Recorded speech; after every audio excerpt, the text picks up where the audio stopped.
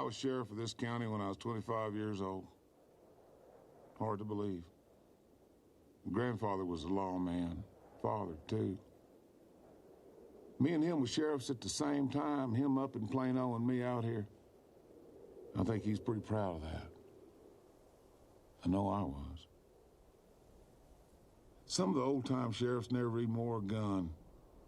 A lot of folks find that hard to believe. Jim Scarborough never carried one. That's the younger Jim. Gaston Boykins wouldn't wear one up in Comanche County.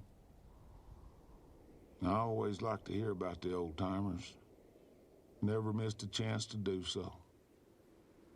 You can't help but compare yourself against the old-timers.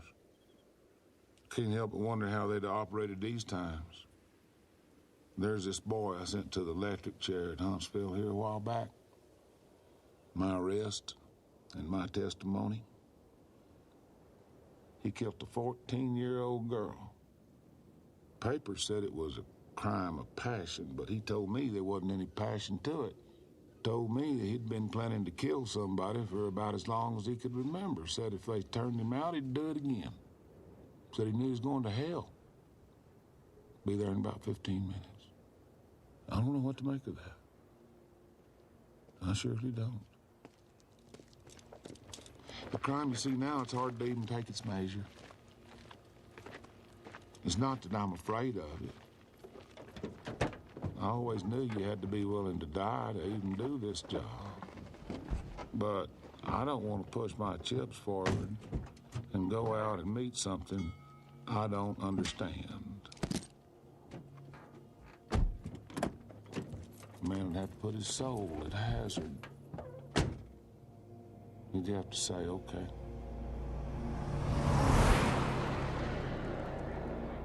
I'll be part of this world.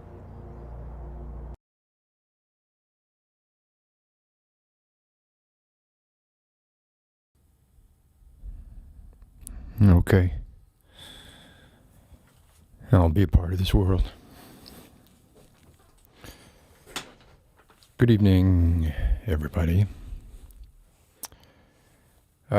That opening was just that was the opening of No Country for Old Men. And if you haven't seen the movie or read the book, my advice is please do either one, honestly. Like, it's weird because I love Cormac McCarthy's prose so much. And yet I feel like that movie does the book justice. In fact, I don't remember the book that well. And even like bad books or bad movies will supplant books in my head. Now it's hard for me to think about, Lord of the Rings without Aragorn being Strider, being Viggo Mortensen, stuff like that. But, and yeah, I am saying that I don't like the Lord of the Rings movies. But in the case of No Country for Old Men, I don't know, there were a few years between reading the book and seeing the movie. Maybe not that many. That movie's 15 years old already. But that opening monologue where he's just like, killed a 15-year-old girl, sat in an electric chair. It's my arrest, my testimony. It's wonderfully bleak. The casting in that movie was great. And Javier Bardem was, if you've seen it,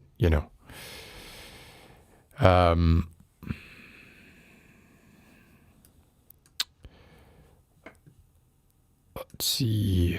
Yeah, The book was great. That movie was not as good. It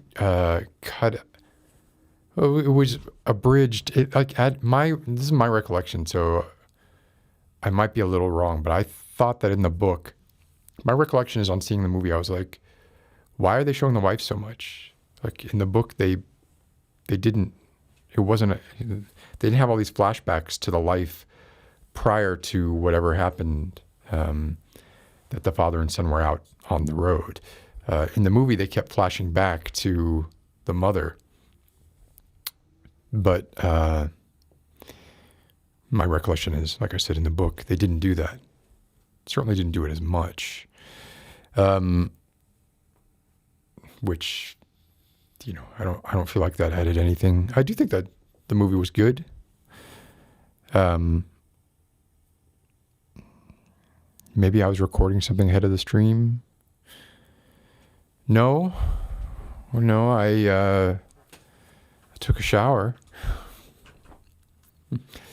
Maybe that's the difference. My hair is a bit wet. Oh, so the wife was mentioned in the book? Okay. Because I remember watching the movie and being like, being surprised that the wife appeared at all. But I think maybe, that was a long time ago, so maybe I was thinking like, oh, they're spending a lot more time. And it was Charlize Theron, I think, in the movie as well. But I remember from that book, the chapter when, for me, the most wonderful part of that book, of course, like if you've read The Road, and I don't know if it's in the movie or not. I think it is. It darn well better be. I think it is. But there's a scene, like he builds this world to be so incredibly bleak. There's a scene where they stumble upon a soda machine, like in an abandoned thing or another. And the father is able to get a Coke, not unlike this one, out of the machine. And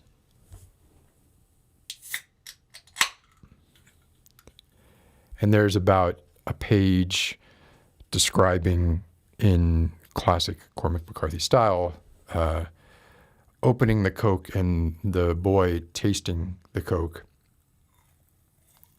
Like that. And the way he describes the feeling. And the boy offers it, is like, aren't you going to have some, Dad? And the dad's like, no, you have that. Right? Which I got to be honest,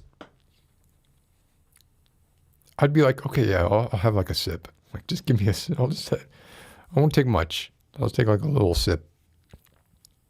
I would leave most of it for my son, but I don't know if I could resist one last sip. So the reason that I even am bringing up Cormac McCarthy was that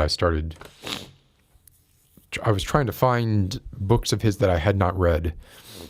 I haven't read like his first book. I heard it wasn't very good. But I've read most of his other books. But I was surprised to realize that I did not read the second book in the Border trilogy. So for those of you who may or may not be familiar with the Border trilogy, it is All the Pretty Horses, The Crossing, and the super famous one, Red Harvest. Oh my God. How am I blanking on the name of the most famous volume in the Border trilogy? Shit, this is embarrassing.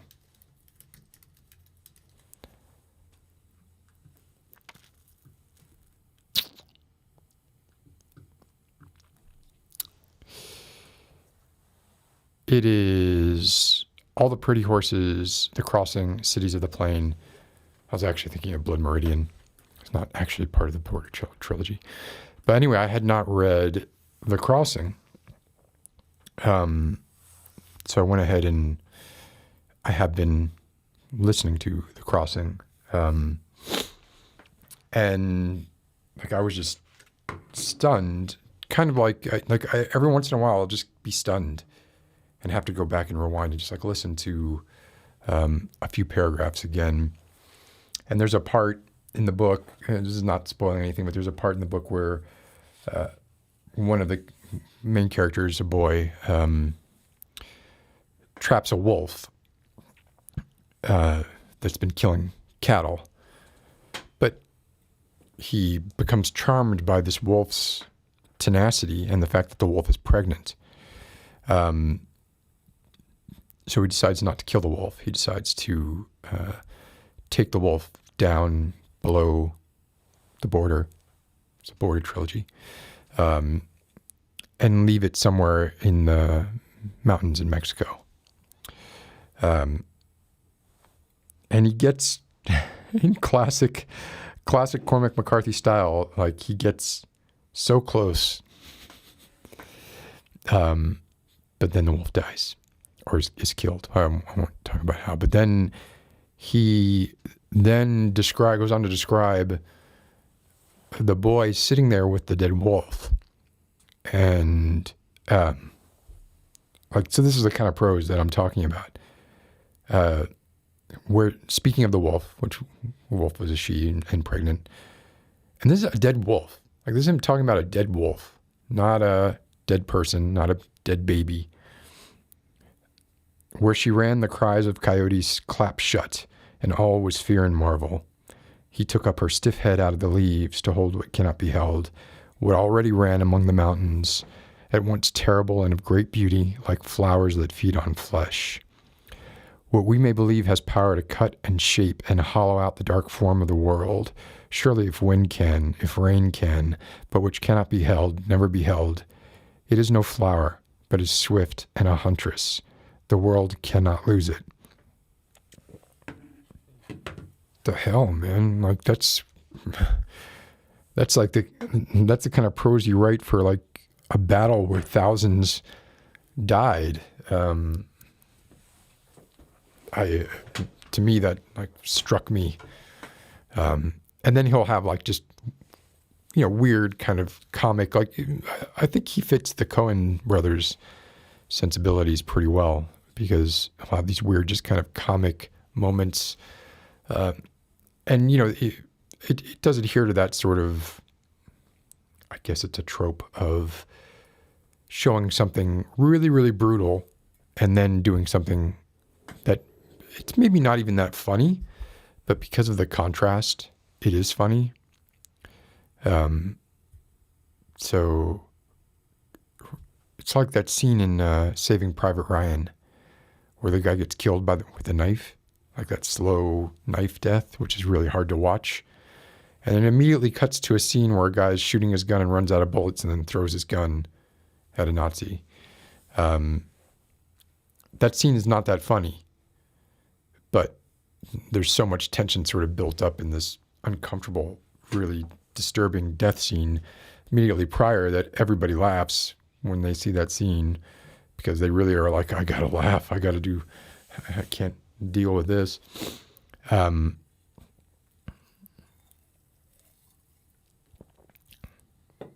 he does that too, quite a bit. I can specifically remember he had a rather brutal story about a murderer, and it just kind of cut to the scene of two farmers talking, and apparently one of the farmer grew watermelons and was trying to tell his neighbor farmer that somebody had been in his field copulating with his watermelons. The way that he phrases it, quite funny. Quite vulgar, but quite funny. Given, it's all about context, right? It's all about the setting up these things in opposition, and so you can have these horrible, sort of breathtaking in a sort of almost like gasping for breath or holding your breath kind of way, and then kind of let it all out with a silly joke, and Cormac McCarthy can do that with the best of them. I don't know what living author writes prose like that. Like I have not found one. But anyway,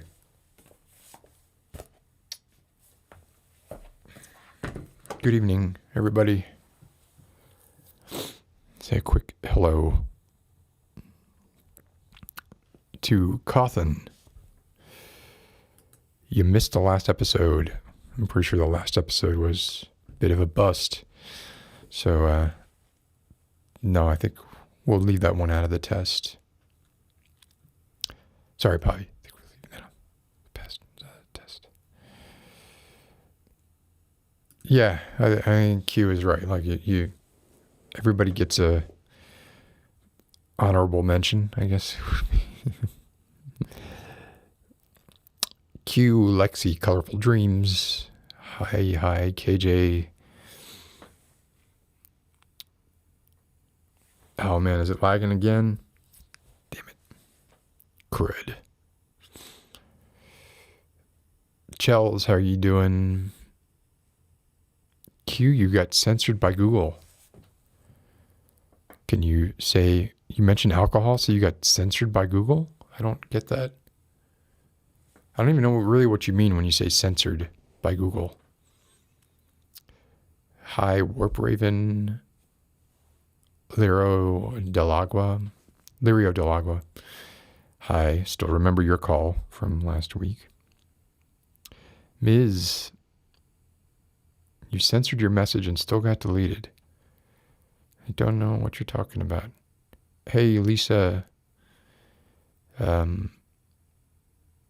Butterfly Composer. I had a Butterfly Composer is on some other. Why is it not letting me do this now?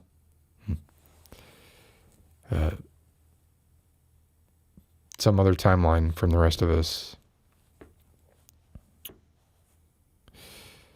What incarnation? And I could listen to that. Like even, so he has a play. There's another Cormac McCarthy movie with Tommy Lee Jones in it called The Sunset Limited. It's a play. I think it's on HBO right now. And it just, like a play. It takes place in one room. It's Samuel L. Jackson and Tommy Lee Jones.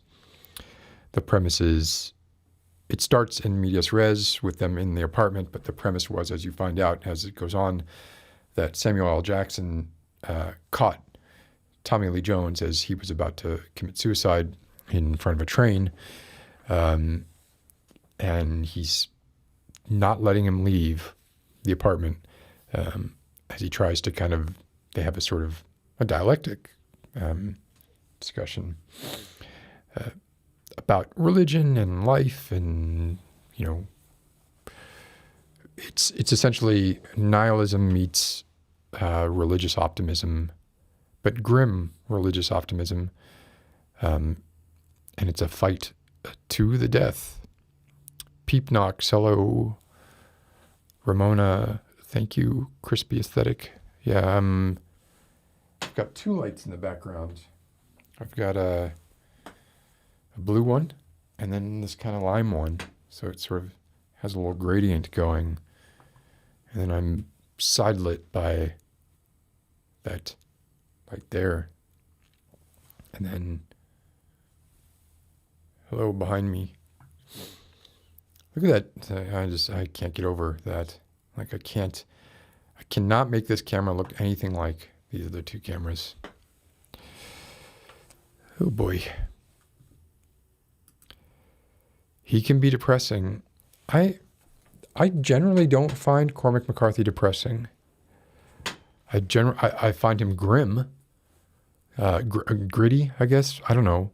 Unflinching, maybe. One of those things. I don't know that all his books are depressing.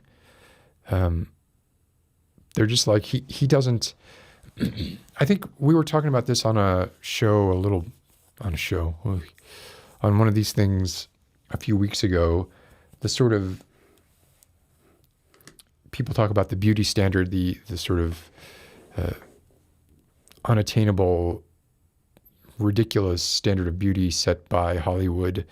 And there's a similar kind of standard when it comes to happiness and happy endings and things working out. And I think it's at least as damaging as the beauty standard, because if you're unhappy, you have all of this media telling you, well, X, Y, and Z will make you happy. And then you get X, Y, and Z. You're not happy. So I feel like we need more grim stories to balance out the fairy tales. And Cormac McCarthy delivers grim stories in spades. They don't have to. I mean, there's some ground between the road and road trip, right? It doesn't have to be one or the other. We could be somewhere around here. But yeah, I don't know. I'm a huge fan. As you know, let's get down to the. I hear fireworks. I'm not even going to go here, Ms. I mean, it's like, it's not even an argument worth having. Like, there is no argument. Pepsi is not better than Coke. Pepsi is too sweet. Crimes in Space. I have not seen you here before. Thank you. That's very kind. I feel like every week, actually that's not true. I'm going to say I feel like every week I'm able to get it to look a little better, but no, that's not true. Every week, I think probably on average, I'm getting it to look a little bit better, but there are diminishing returns, and then I'll try something that I think looks good, and then the next week I'll see it, I'll be like, what the hell was I thinking? Why did I do that? This blue light, the fact that this light is cold instead of warm, I'm sure I'll be regretting that decision, if I'm not already regretting it a little bit because of how much it highlights.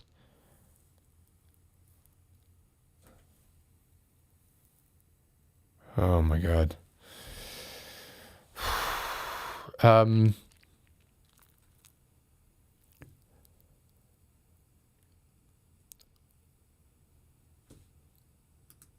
you being funny? You're being funny. Butterfly Composer is in a mood this evening. But I'm with Butterfly Composer on this. Pepsi's too darn sweet. All right, let me get down to the bottom here. A new 742. Good evening, KJ Bervin. Hi.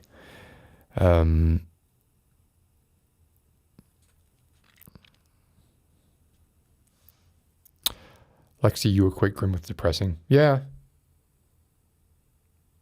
I don't, I guess. I actually find it to be almost like a tonic. But I find philosophy very depressing. But grim stories, I view them as more, they make me feel a little better, I think. You like the back cam, Pavi. Yeah. It'd be great if you all could control which camera you were looking at instead of me controlling it. I could have 3 streams going out and you all could interactively pick which one you look at. I don't know. That would be interesting for about 10 seconds. Or people would be doing this.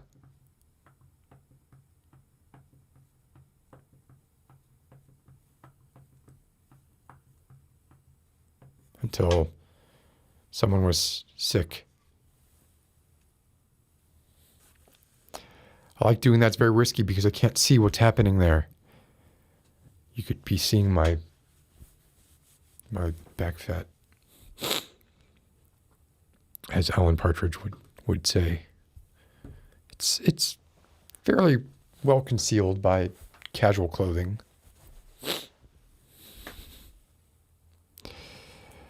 I don't think there's anything wrong with him. I just think we need both.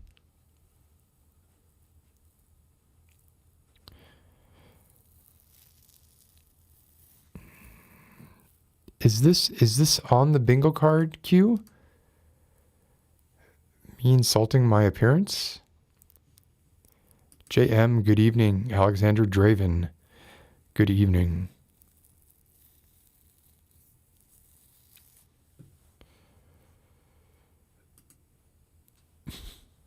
Come on. What's the, people read philosophy or people are into philosophy. I mean, that's why you get into philosophy, is to try and make sense of things and try and tease out some meaning from life beyond day-to-day doing nothing bullshit. Oh, hey, I got something to show you all. You've probably seen it before, but let's move on to this. Check this out if you haven't seen it before, and let me know what you think. What's up, TikTok? Yeah. You guys cool if I play some sports? There, now it doesn't look like him anymore. More for the audio experience. Yeah, it does not look like him at all there. As much as the momentum. And now it does Hey, again. So it's this guy who kind of looks like Tom Cruise. Just wait till what's coming next. And then they did a deep fake on him. He's not as stocky as Tom Cruise either. I'm gonna show you some magic. Look at that. The real thing. His hands are weird. Like, that's not what Tom Cruise's hands look like. It's all. I'm embarrassed that I know what Tom Cruise's hands look like. He doesn't have those long, straight nails like that. That's why. Oh, it's Now that's pretty good. He's definitely got the body language down. Reminds me, I was once in Russia. I ran into Gorbachev. He said, Mr. Movie Star, are you nervous? Kind of I said, erratic. Mr. Gorbachev, I'm not nervous. Like that. He goes, That's so Tom Cruise. Remember how much a polar bear weighs? I said, polar bear? He said, enough to break the ice. Oh, that's a good one. So that was a deep fake of Tom Cruise, or someone who looks something like Tom Cruise, and then applied a deep fake of Tom Cruise over him. He does a Tom Cruise impression, which is not that good. But were it a good Tom Cruise impression, I mean, to me, you could still tell that was a deep fake. However, I will say that one of the things about deepfakes is they throw video into the same uncanny valley that video games can get into. So if you're going to deepfake somebody, like, why not deepfake somebody who's already in the uncanny valley? And Tom Cruise is, to me, he's kind of already in the uncanny valley. So I think it was good to start with him because he's so idiosyncratic and just kind of weird and affected. Like, all of his mannerisms seem so affected. And he's had, I'm assuming, a fair amount of work done. So he kind of falls into that gap of, is he, how much human is he? How much silicone is he? How much work is he? And how much is he portraying a weird character, even as himself? So if you're picking someone to deepfake, I think that's pretty good. What's impressive about that is the amount of action that was there. And I don't know how it was done. I'm assuming it was done because they had a reasonably good Tom Cruise looking person to apply the deepfake onto, although the person was, I think, too skinny and maybe a little too tall. Not skinny, but thinner. Like, Tom Cruise is he's more like a brick or something. I don't know. As he's gotten older, he's become kind of a strange, shapeless, like he doesn't taper anywhere. He just he's all straight lines. Now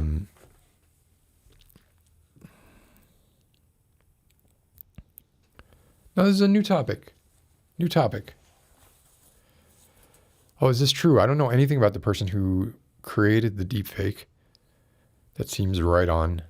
So deepfakes are not illegal as long as they don't defame or misrepresent anything. And you could argue that like just the existence of a deepfake is a misrepresentation, but I can do an impression of somebody. Then you start to get the slippery slope there of it's more like if you actually try and pass someone off as someone else, and that did not do that. Like it literally is called deep Tom Cruise or something. He's very open about it being a deep fake. Like the one of the Queen, like that one was also pretty good because the Queen doesn't move very much. So like there are definitely instances. I mean, there was one of Obama that was okay. That one wasn't as good. But it is a little scary, especially, you know, when you have, for instance, you know, you have the right wings sort of feeding the narrative of fake news and you can't believe anything that you see. And this is all, you know, sort of contributing to that. And were Trump still president, you know, I wouldn't be surprised if there was a case where he was caught on video doing something and he would just say it was a deep fake. The infamous Putin video, the infamous shower that is the AU shower. Let's call it that for safety. Hello, Kate. I don't think I've seen you before, so welcome.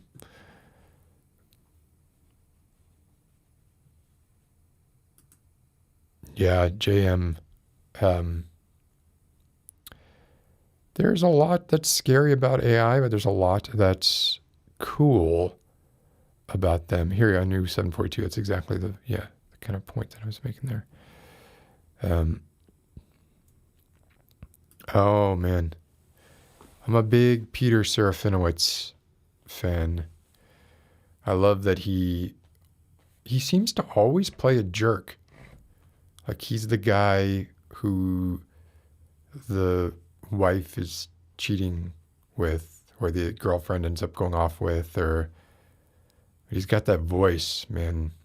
Peter Serafinowicz's voice, he can do anything.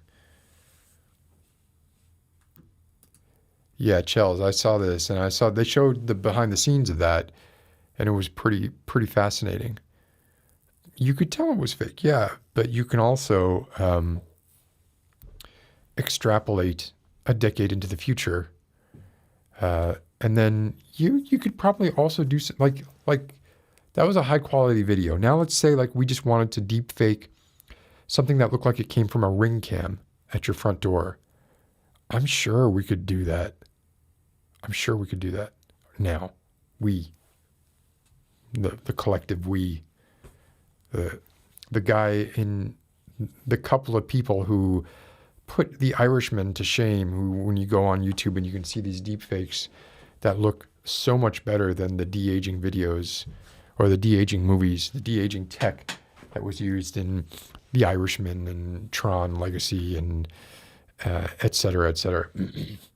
Although actually, you know, surprisingly, Tron Legacy is already pretty old and it's pretty decent.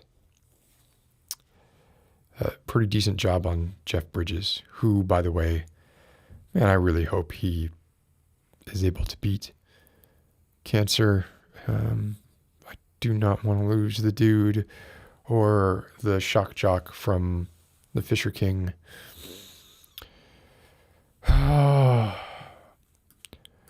So, being a part of the world, like,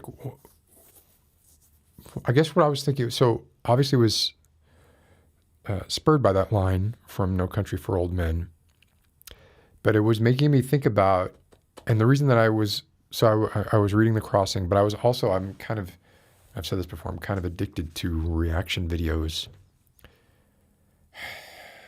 which is like, could I pick a worse use of my time on earth than watching reaction videos? But my whole life, I have really enjoyed it's probably a power thing now that like I think about it. Like I've really enjoyed watching something or listening to something that I've already seen or heard that I like a lot for specific reasons, or I like for specific reasons, with somebody else, and vicariously experiencing that, that first time pleasure through them.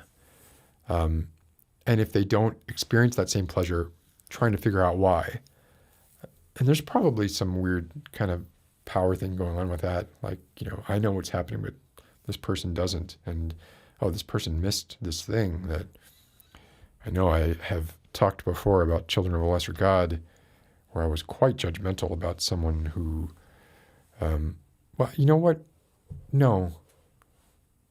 I've been judgmental, but I don't think that was being judgmental. I think that was a sign of a lack of empathy for the human condition, and it was right of me to be outraged by it. Therefore, I was outraged by it.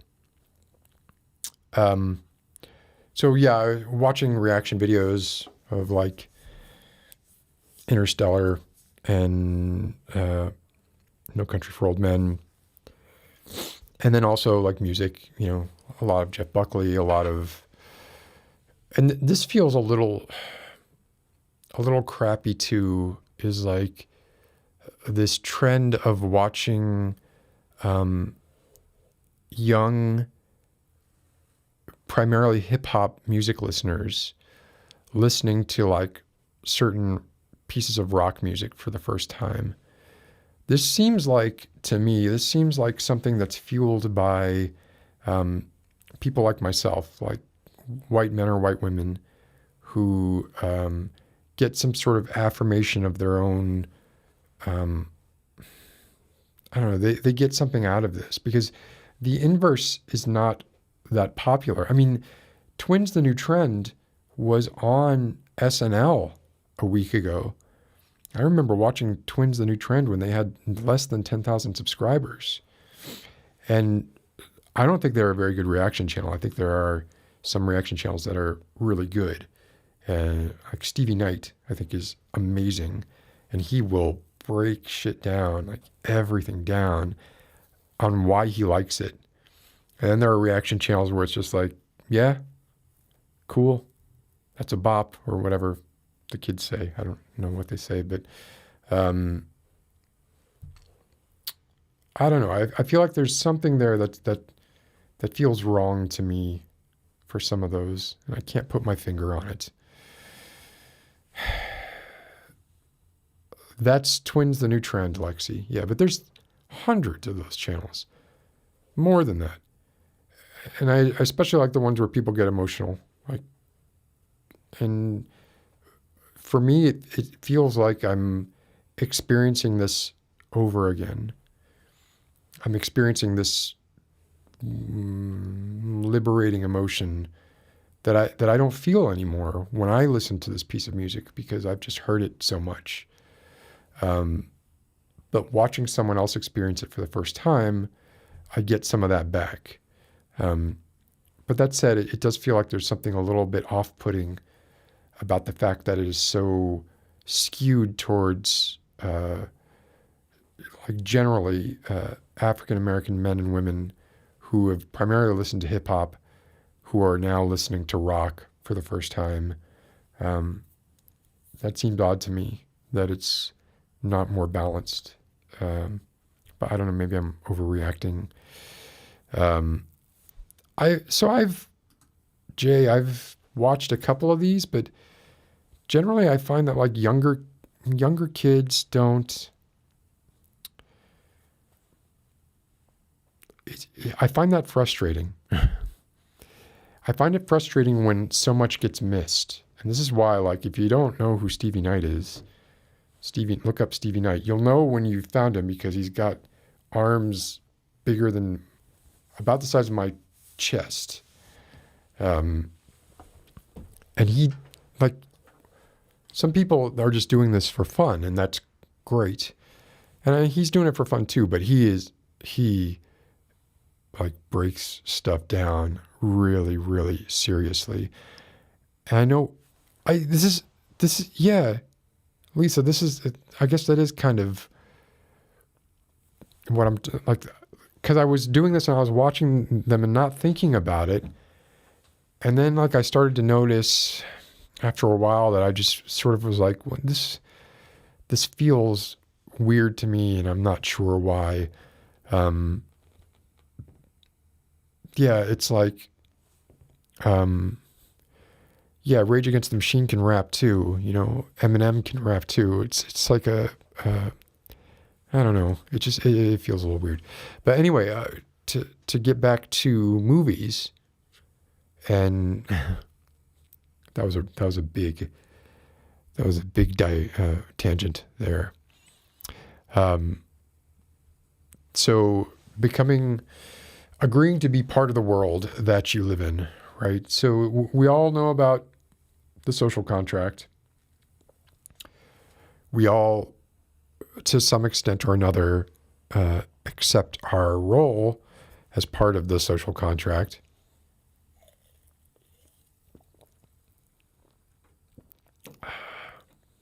My goodness.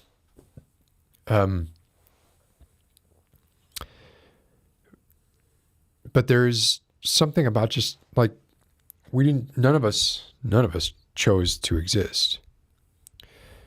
And I'll point out again, right, that continuing to exist is not the same as choosing not to exist. I think in a theoretical way, if I'd been able to choose not to exist, I would have.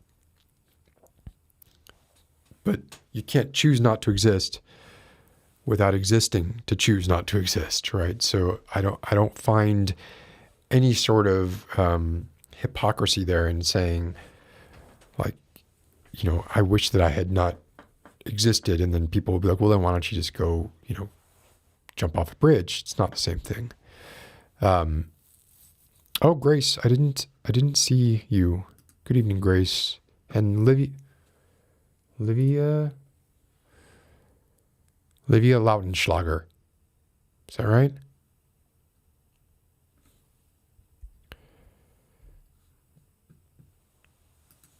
Yeah, and because it's all the same songs, right? Generally, it's like a group of songs that are, I mean, there's a lot of Rage Against the Machine. There's a lot of, and I did not like Rage Against the Machine when they first came out, because at the time, right, that was my window of metalheadness. And they were too groove for me. They were like groove metal. I was not into groove metal. And I was political, but I was not like, politics and music was not my thing at the time. Now I'm like, I almost insist on some kind of politics and music. But anyway, so I feel like we really, you know, if people want to talk about this thing, let's keep talking about it. That's fine. My hair looks great. I don't think it does. It's wet.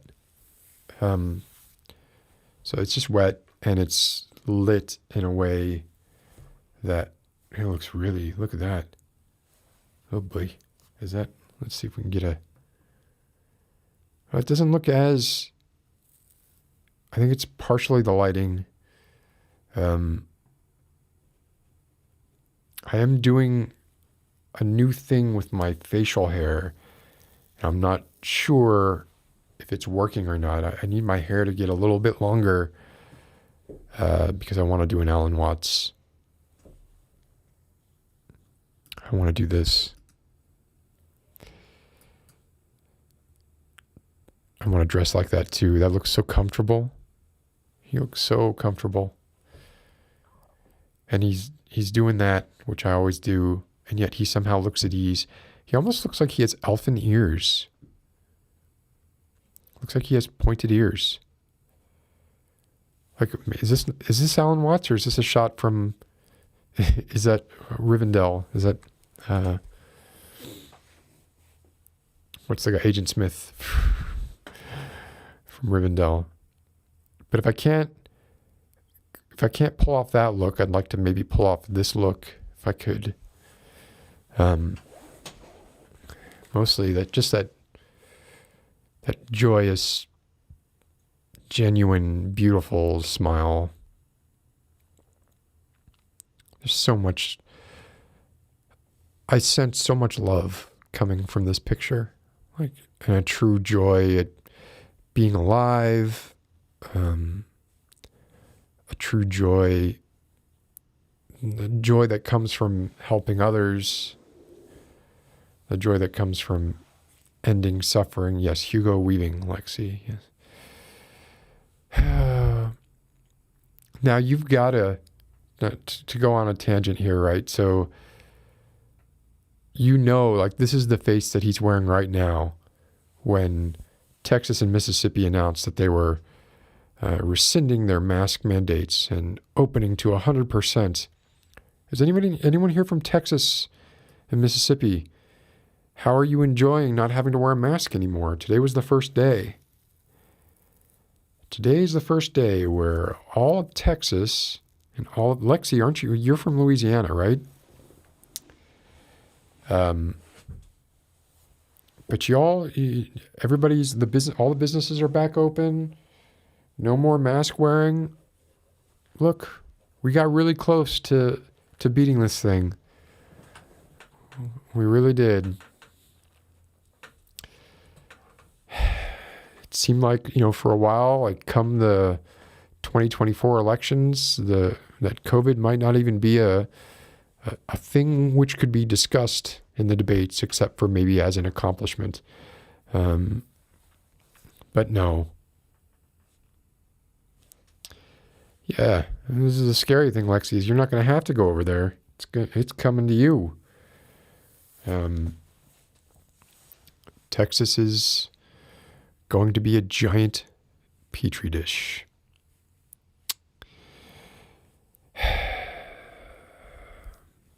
So for those who don't know, the governors of Texas and Mississippi, I think that's it so far, rescinded the mask mandates and reopened all businesses, non-essential and essential businesses, statewide, which they can do. They have the power to do.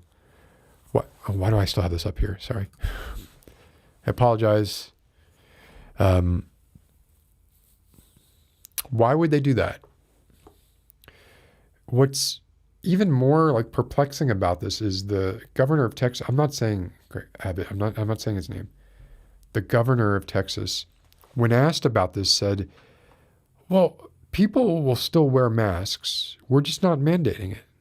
Like, so what is his justification? Like, what is his rationale? What's his line of thinking? Especially, like, this is on the heels of the announcement that we have potentially enough vaccines in North America.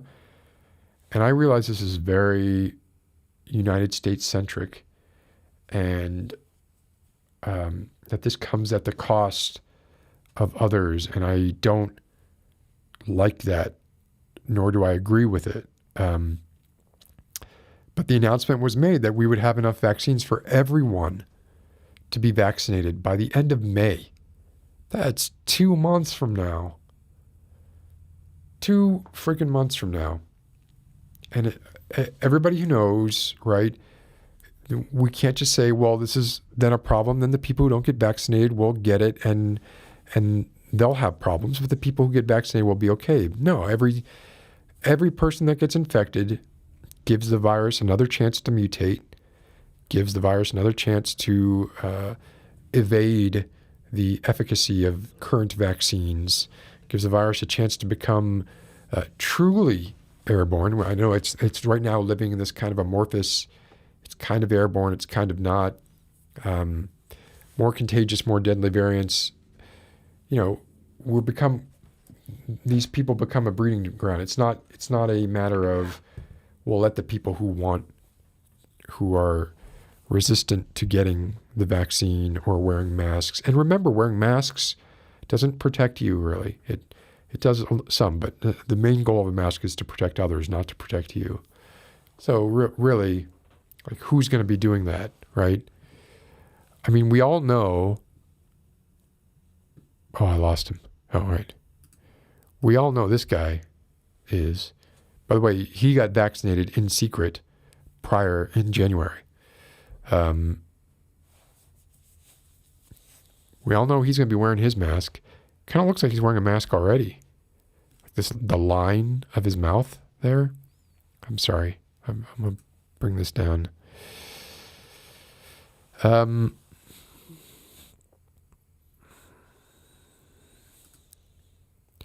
Well, I don't know that everyone is going. I don't.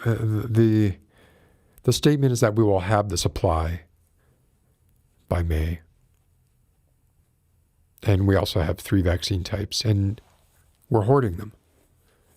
The U.S. is definitely preferentially. I mean, Johnson & Johnson is located in New Jersey, right? My mom is getting vaccinated this weekend. My sister is getting vaccinated this weekend. I will, of course, get vaccinated, when I can, but I'm low on the list. So, but I don't think, like, for instance, I do think it was actually pretty stupid. I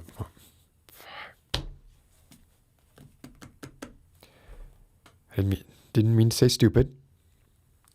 I think it was miscalculated for Joe Biden to say, to refer to, just to like say Neanderthals to suggest that people who don't wear masks are Neanderthals, or like it's a Neanderthal way of thinking.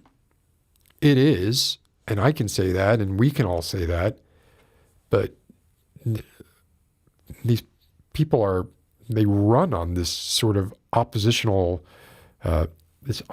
view, this sort of, it's almost like children. Like, we have to treat these people like children, right? And if you give them the opportunity to kind of seize on something and say, well, nah, because this, then that's what's going to happen. And I feel like calling someone a Neanderthal, I mean, just why resort to that? We didn't need to. He didn't need to. And it's probably going to bite him in the butt, but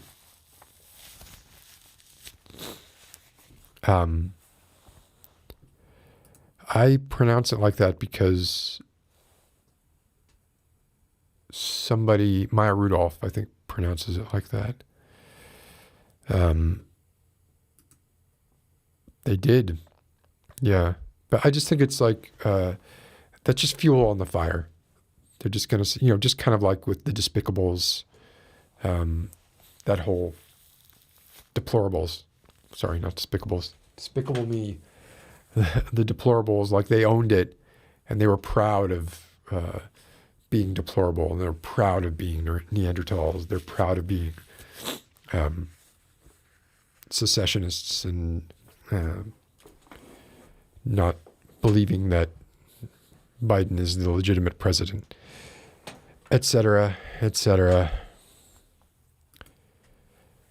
I mean, I don't think that's true, though. Oh God, I was about to say I wish that was true, but it is interesting. There was a case before the Supreme Court, and there was actual audio from it that was leaked that showed that the rationale for the case was blatantly stated in court when, I don't know if it was Kavanaugh who was asking the question. It was one of the newer judges. I think actually it was Amy Coney Barrett, who asked the question, like, why do you need this? Like, why do you want this? And it was because the response from the Republican lawyer was because we need conservative votes. And it's essentially like, I don't know exactly what the law is that was being debated, but it was something similar to redlining or gerrymandering, something to do with the ability to control the vote, and undermine democracy as usual.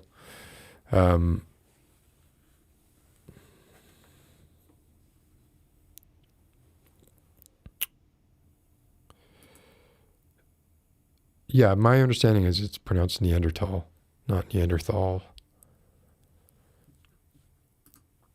What do I think of vaccine passports?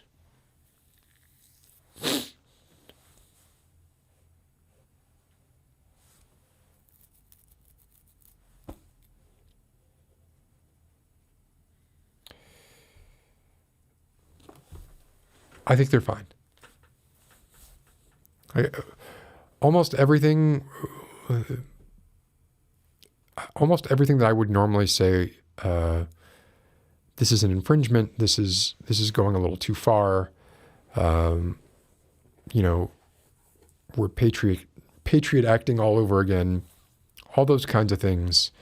In this case, I feel like F all that, throw it out the window. Let's get through this, and if at such time we get through this, then it may be very true that we end up sacrificing personal freedoms.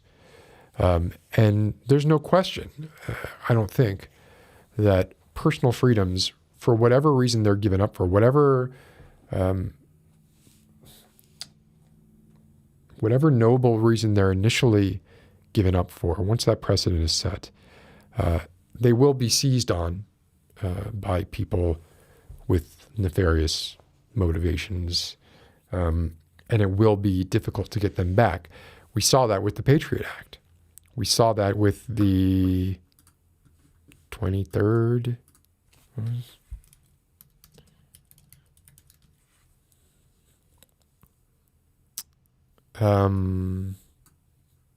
What was the... I feel like I've even looked this up before.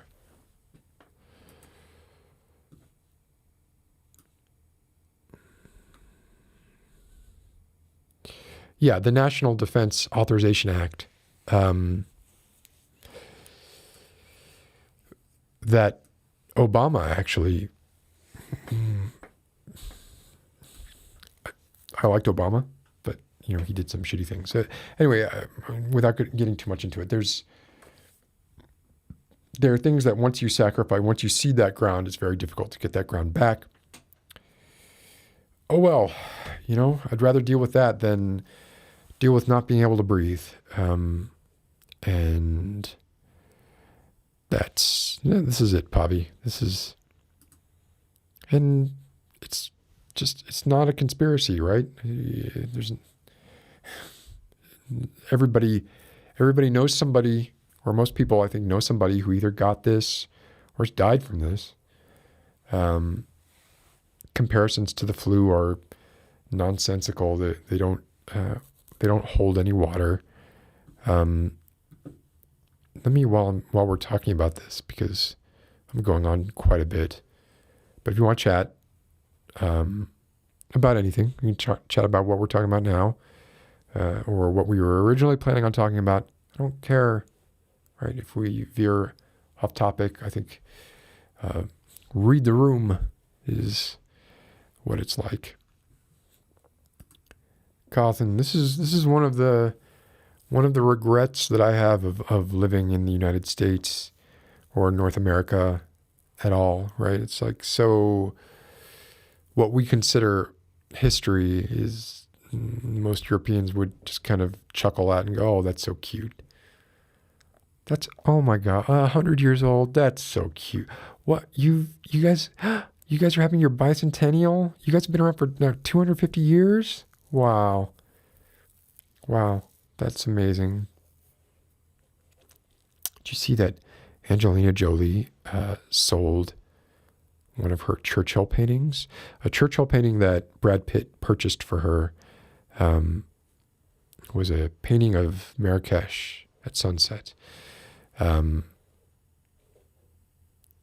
gift that he got for her. She sold it for, I think, $11 million or something like that. I don't know how I feel about that. Like, is Churchill a great painter? No. He's mediocre, but it is Churchill, right? I like to have an original Churchill. That'd be something else, right? Oh, good evening, Olevi.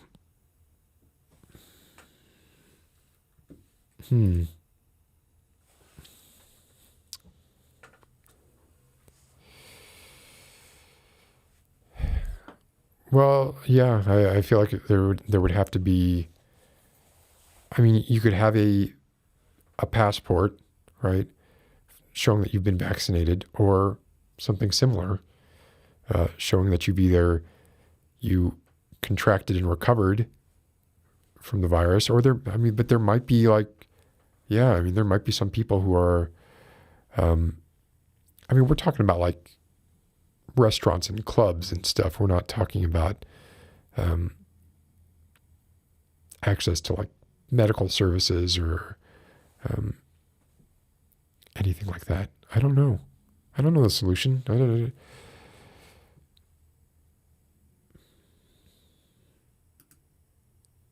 Romachek 75. Yeah, can't really make that comparison. And the death rate, the death percentage in America is ridiculously high. It's pretty sad. What else do I got here? Tom Cruise deepfake. That's another thing. Is like, right? So you all probably know, like, his Mission Impossible movie got shut down. Which can you imagine? Like, he seems like such a control freak and so unwilling to, and as shown by like the release of that audio, right? So unwilling to give up, which is admirable in a way. It's also a little bit, it's evident of narcissistic sociopathy, I guess. But can you imagine when like it finally just came down that he was going to have to shut down filming for the latest Mission Impossible? He must have. I wish there was audio in that room where the person who told him that. Let somebody deepfake that. That's what should be deepfaked. Tom Cruise's reaction to being told that Mission Impossible had to shut down.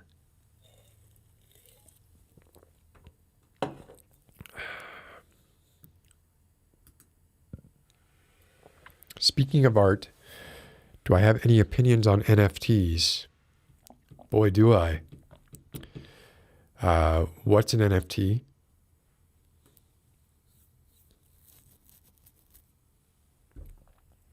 I'd like to know that. Anu, I believe JM said county. Yeah, county, not country. Oh, hi, Maddie. I missed you. Hello. Good evening. I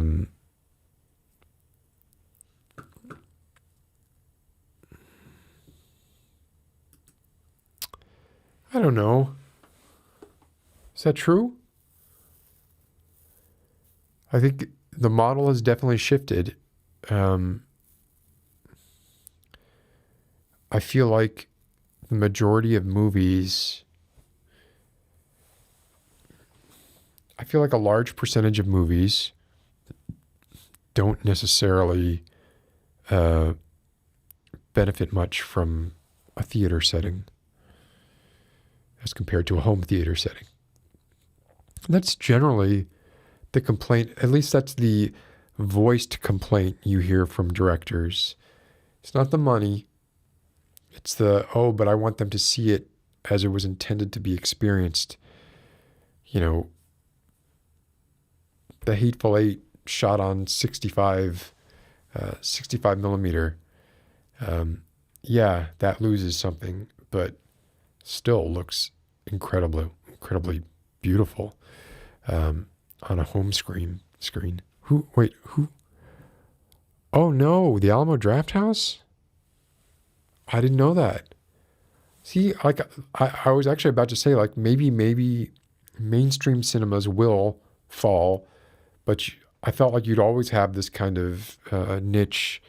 I don't want to say hipster, but you'd always have these sort of interesting experience kind of theaters like the Alamo Draft House. But they are gone. I don't know. I feel like maybe they'll come back, but Q, of course, we could talk about if Q wants to talk about something, we talk about it. So a bill was recently passed where the $15 minimum wage was removed, and had it not been removed, the Republicans would have voted to block it. Why?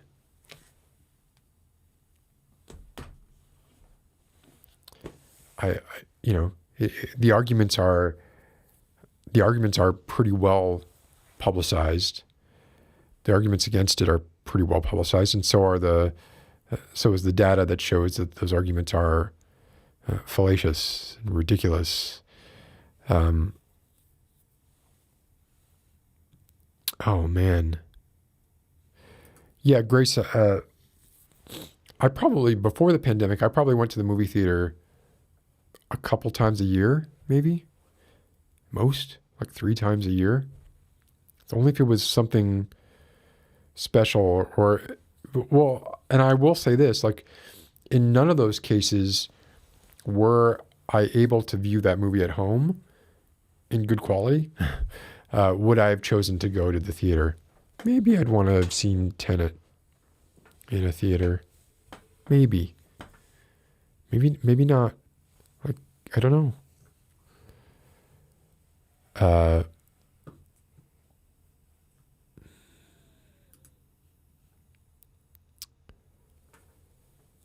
Yeah, I don't know. I don't know how this is going to happen or in what form it's going to happen. I mean, it seems like it's inevitable, but by the time it happens, $15 won't be enough, right? Like that's the way that it seems to go down.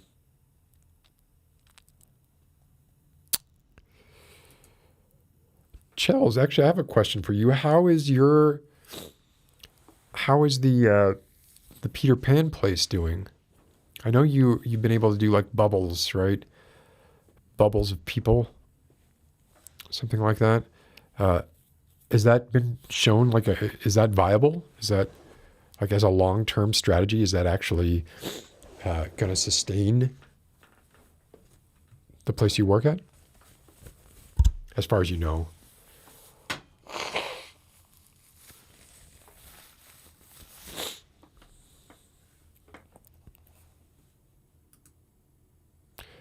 Yeah, I hear you, Lexi. I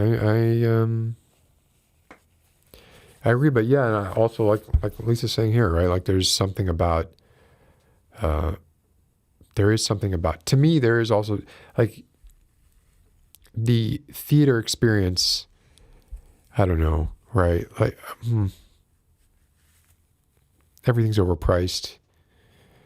It's kind of gross.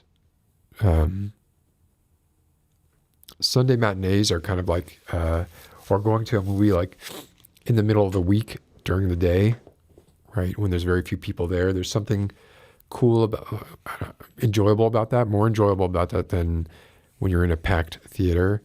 But there is something to be said for viewing things in the company of others. And it kind of goes back to like that reaction thing, like getting that kind of vicarious, a bit of that vicarious thrill. And just like a laugh track will make things seem funny, like being around other people. I mean, we're monkeys, right? We take our signals from those around us, and it will enhance genuinely enhance the feelings that we get of excitement or finding something humorous or finding something horrifying when we're in a group that are all experiencing the same thing.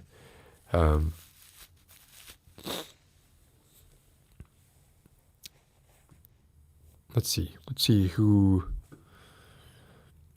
I'm checking my email. I'm prepared to be disappointed. It's fine.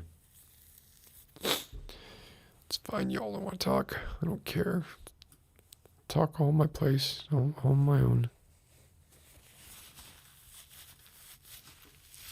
Oh, Chels. I didn't know that. But of course, yeah, it's you're all are in lockdown. This is my my blinkers that I have on for the Americas. But I am glad that you still have a job. I'm on the wrong email account. Silly me.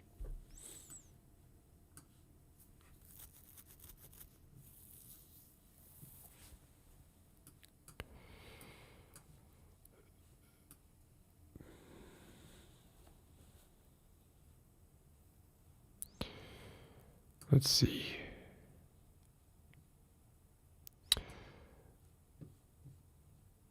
Oh. Okay. Let's try this. I'm not telling you what I'm about to try, but I'm going to try it.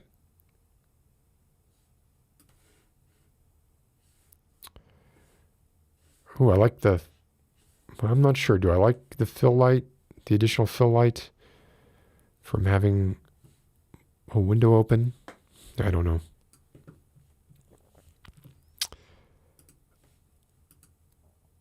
All right, let's see if I can do this. One moment.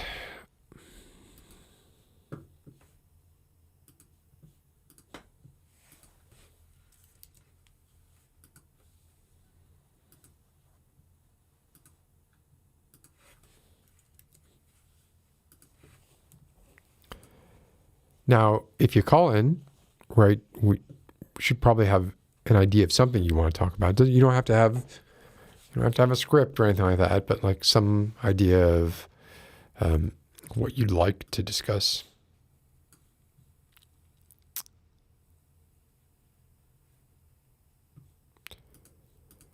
You've got a fairy costume hanging in your closet just in case.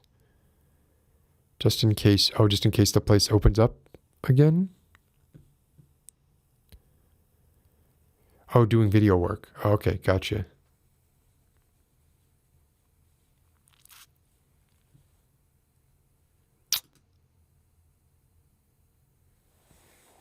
The social aspect afterwards. What social aspect afterwards? My Comcast, my contacts are really bugging me. Which one are you talking about, Q? Are you talking about the ball, or are you talking about the thing with the rainbow thingies? Because that one's probably never coming back.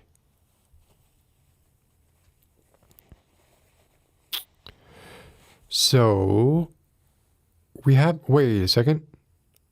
I remember this person, I think. I think I do. Have I spoken to you before, person in the green room? Can you nod your head or yes, okay, yeah, all right. Yeah, I recognize the liquor. The liquor on the table on the side. Okay, so let's bring in Cawthon. Oh, wait, before I do that, yes, the sphere hexagon mic cover. I ordered another one to do stereo, and the UPS guy came with it the other day and then left because I was not quick enough to get to the door, so I have to go pick it up somewhere, and it's annoying. But yeah, it's coming. Anyway, welcome, Cawthon. Hello. Hey, oh, that's right. I should have remembered that I gotta... Can you hear me now? Do this whole thing in order to hear you talk. Hold on a second.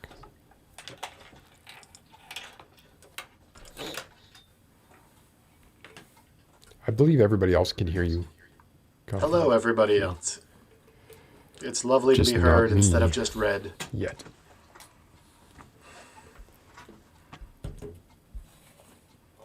It's been several weeks since I've been on the video and audio portion of this stream.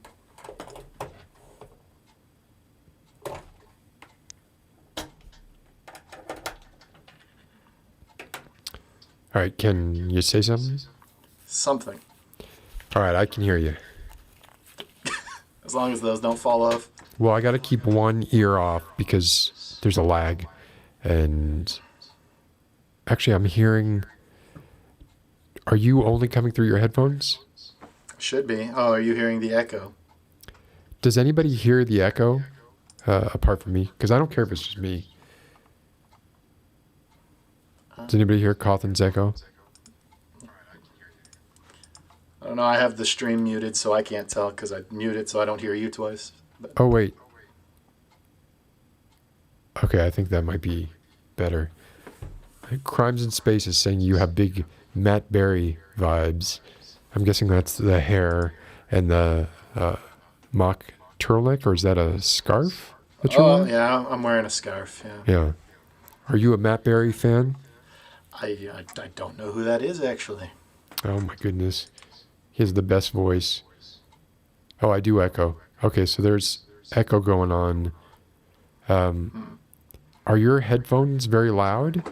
It could be. Let me try turning this down a bit. Like maybe turn it down almost to the point where you can't hear me. Sure. See if How that about makes- now? Let's see. It's better. I think I can still barely hear it, but I think that's fine. That's weird. I could always just mute myself whenever I'm not talking. You know, if that's fairly easy for you to do. Yeah, I mean, they've got a button right here for me to do it. Let's see. Testing, testing, testing. Oh, that's just annoying. So what is up? What's up in your world? Well, let's see. Since the last time we talked, our province has moved back out of red so we can go places again. They've redefined the rules for orange, which is the color we're in now, which basically means we can have a list of 10 people that we're allowed to see and nobody else. You're in the Maritimes, right? Yeah, the Maritimes of Canada. And let's see, other than that, moved on to new stuff at work, and not much else. I mean, it got snowier. You're a programmer, right? Engineer. Yeah. Developer. Yeah. Are you working on something? When you say something new, is it anything you can talk about? Anything? Oh, it's just I'm basically moving on from fixing other people's mistakes to creating my own. I remember you seemed quite bitter about the code that you were encountering from previous engineers who didn't know how to comment or had other sloppy or shortcuts or hackiness to them. I don't remember exactly. They were just, I guess they were among the programmers who believe that everyone will know their intent magically without having to be told. But now it's you. And now maybe, are you sympathizing with the people you were, let's not say insulting, but besmirching slightly? Because are you taking any shortcuts yourself? Not so much yet, although it's also, I find a little different. I'm working on front-end stuff now instead of back-end, so I find there are fewer shortcuts in that regard. Less... Because you can't hide. It's less, yeah, you can't hide. It's all stuff that shows up on the front where everyone can see it. So. Yeah. And were you full stack before, or you were primarily back-end? I don't want to get too inside baseball, I guess. No, it's fine. I mean, yeah, I've learned everything, but I've only been working on the back end stuff so far. But so they're giving me something new to practice. But anyway, that's a general update for what's changed around here since then. So not much. So you said, let's say, good night, Maddie. It was good if I can grab that. Yeah, hope you have a restful night as well. So you said that you're in lockdown, right? We were in lockdown. Now we're in orange phase, which is like you can go to places like the mall and restaurants and stuff, and that's all fine. You have to wear a mask all the time. But the difference is now that we are allowed to go to our friends' houses as long as they are among the 10 people on our list. And that list is just something that you have to register it or something? It could be anybody? No, you make it up. It's sort of like the honor system. They expect you to abide by your own list of people. So they're not doing the thing where they're going around and seeing if your car is in other people's driveways and then saying, is that person on the list? And then if your car is in more than 10 driveways, they start ticketing you or anything like that? It's literally the honor system? Yeah, it's a big country. You'd have a hard time doing that. Well, but I've heard that they are doing that in Canada. Like they will, if they see a car from another area with a plate from another area, that they will ticket it. Or they were, at least during lockdown, maybe not with this new phase you're talking about. So, yeah, during Red, they would do that. They did it like 12 times that I heard about, where they went to a house and checked, and there were people there who didn't have ID matching the address. So they have done it a couple of times, but I feel like it's more of a fear tactic than an overall enforcement sort of thing. Oh, it definitely doesn't seem like something that they could do with any degree of comprehensiveness, but it does seem like maybe it would, yes, exactly, it would be like a fear tactic. We'll get you, or there's a chance that we'll get you, but no way to really enforce it in any sort of meaningful way. No, definitely not. And I mean, it's people, like I said, here in this province anyway, at this moment, we've got like 4 active cases and it's going down. There haven't been any new ones for a while. So I'm 4 active cases. Yeah. What's your all's population density? Population density of the province, I'm not entirely sure. Not very big. It's like, I'll just look it up real quick. One sec.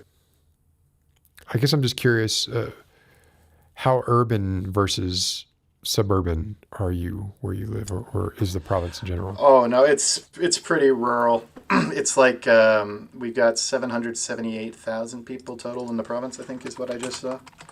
And that's spread out amongst a province the size of like the United Kingdoms. So. Oh, wow. So a lot of space per person. Yeah, it's like this is the province in Canada where you go if you just want to see a lot of pretty nature, because there's not much else here. And 4 active cases?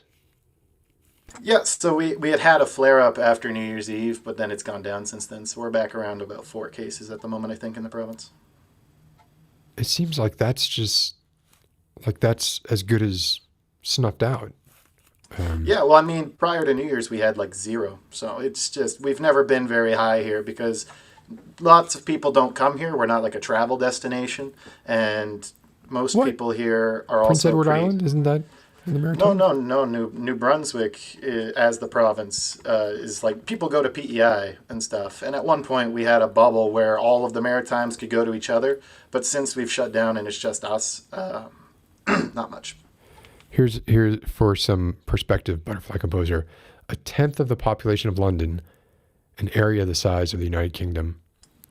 That's sort of Canada in a nutshell, yeah. We're just a really big place with not lots of people because it's very cold. Right, but people are not evenly distributed, right? So it's not like, I mean, there are still, I mean, especially like Ontario and Alberta, there are those. I know Toronto was not doing very well. No, well, like Ontario and Quebec combined make up more of the population of Canada than every other province combined. Did you say Ontario and Quebec? Yeah. So they're the 2 provinces that are furthest south, and they're also the biggest provinces. And they also are kind of the provinces that started Canada back in the beginning, which is why Ottawa, the capital of Canada, is like as close to in between the 2 as it can be. But yeah. So how do you feel about, if you're offered the vaccine, would you take it? I mean, as long as the people who actually need it have gotten it already, like the older folk and the sick folk. And how do you feel about like vaccination passes in order to get into places? I mean, it would seem like it would create a new sort of business model for people making fake versions. Yeah, that's true. But I mean, you could. I don't know. I feel like we were able to pretty much avoid that problem with paper currency, right? So surely there would be some way to make it. And driver's license, and although with driver's licenses, it's a little different, but it's a different thing. Like, oh, this person got in a bar and they're only 19 instead of 21, versus this person got in and they weren't vaccinated, and therefore we now have like a breakout. It could also depend on where you are, right? Because like here, what with you can already go to all these places, because of how few cases we have. So it's like having that requirement to be vaccinated when so many people aren't sick already here might not make a lot of sense. But in places like, I don't know, New York or something, where you could have one guy walk in and infect like 500 people, that might be a more pressing thing to have. Yeah, but so you don't have a lot of cases. You don't have a lot of immunity. You don't have a lot of people who have been exposed to the antibodies. Like, it seems like you all would be like very fertile ground for this virus if it wanted, if it needed a new crop of people in which to mutate. So I wonder if it's still just as important. I don't know. I'm just speculating. Well, it's more so just to do with the fact that because there's so few cases, and the fact that Canada, unlike the United States, is having a rough time getting as many vaccines as we need. It just seems like it would be like the businesses are already letting everyone in. So if they added this rule, it'd be like we just lost 90% of our business because no one can get vaccinated here. So how do you feel about that? The distribution of vaccines. And like I said earlier, it looks like the United States is going to have enough to vaccinate everyone by May. 250 million, 275 million. I'm not sure exactly what the exact current population is of the United States. But I mean, that's obviously inequitable and unfair. It also might not be true. Like, it seems like a very bold claim. The USA has a massive population, and prior to Joe Biden getting in, like, the Trump administration had a sort of disastrous attempt at getting vaccines. I don't know. I mean, they say they will, but will they? Well, so far we're ahead of schedule. And in fact, this May announcement was made just a couple of days ago, and is more, before we were saying by the end of the summer, so maybe by August, everybody would get vaccinated, or we would have enough vaccine to vaccinate everyone. There's a big difference between having enough vaccine and actually getting everyone vaccinated, right? But it does look like, as far as like the rate of vaccination in the United States right now, that could be hit, which is pretty incredible.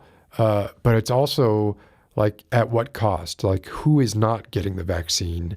And the United States has such a sort of insular view I mean, up until Joe Biden was elected, it was sort of what was run on was the whole America First kind of thing. So now, oh, I like that shirt. Thank you.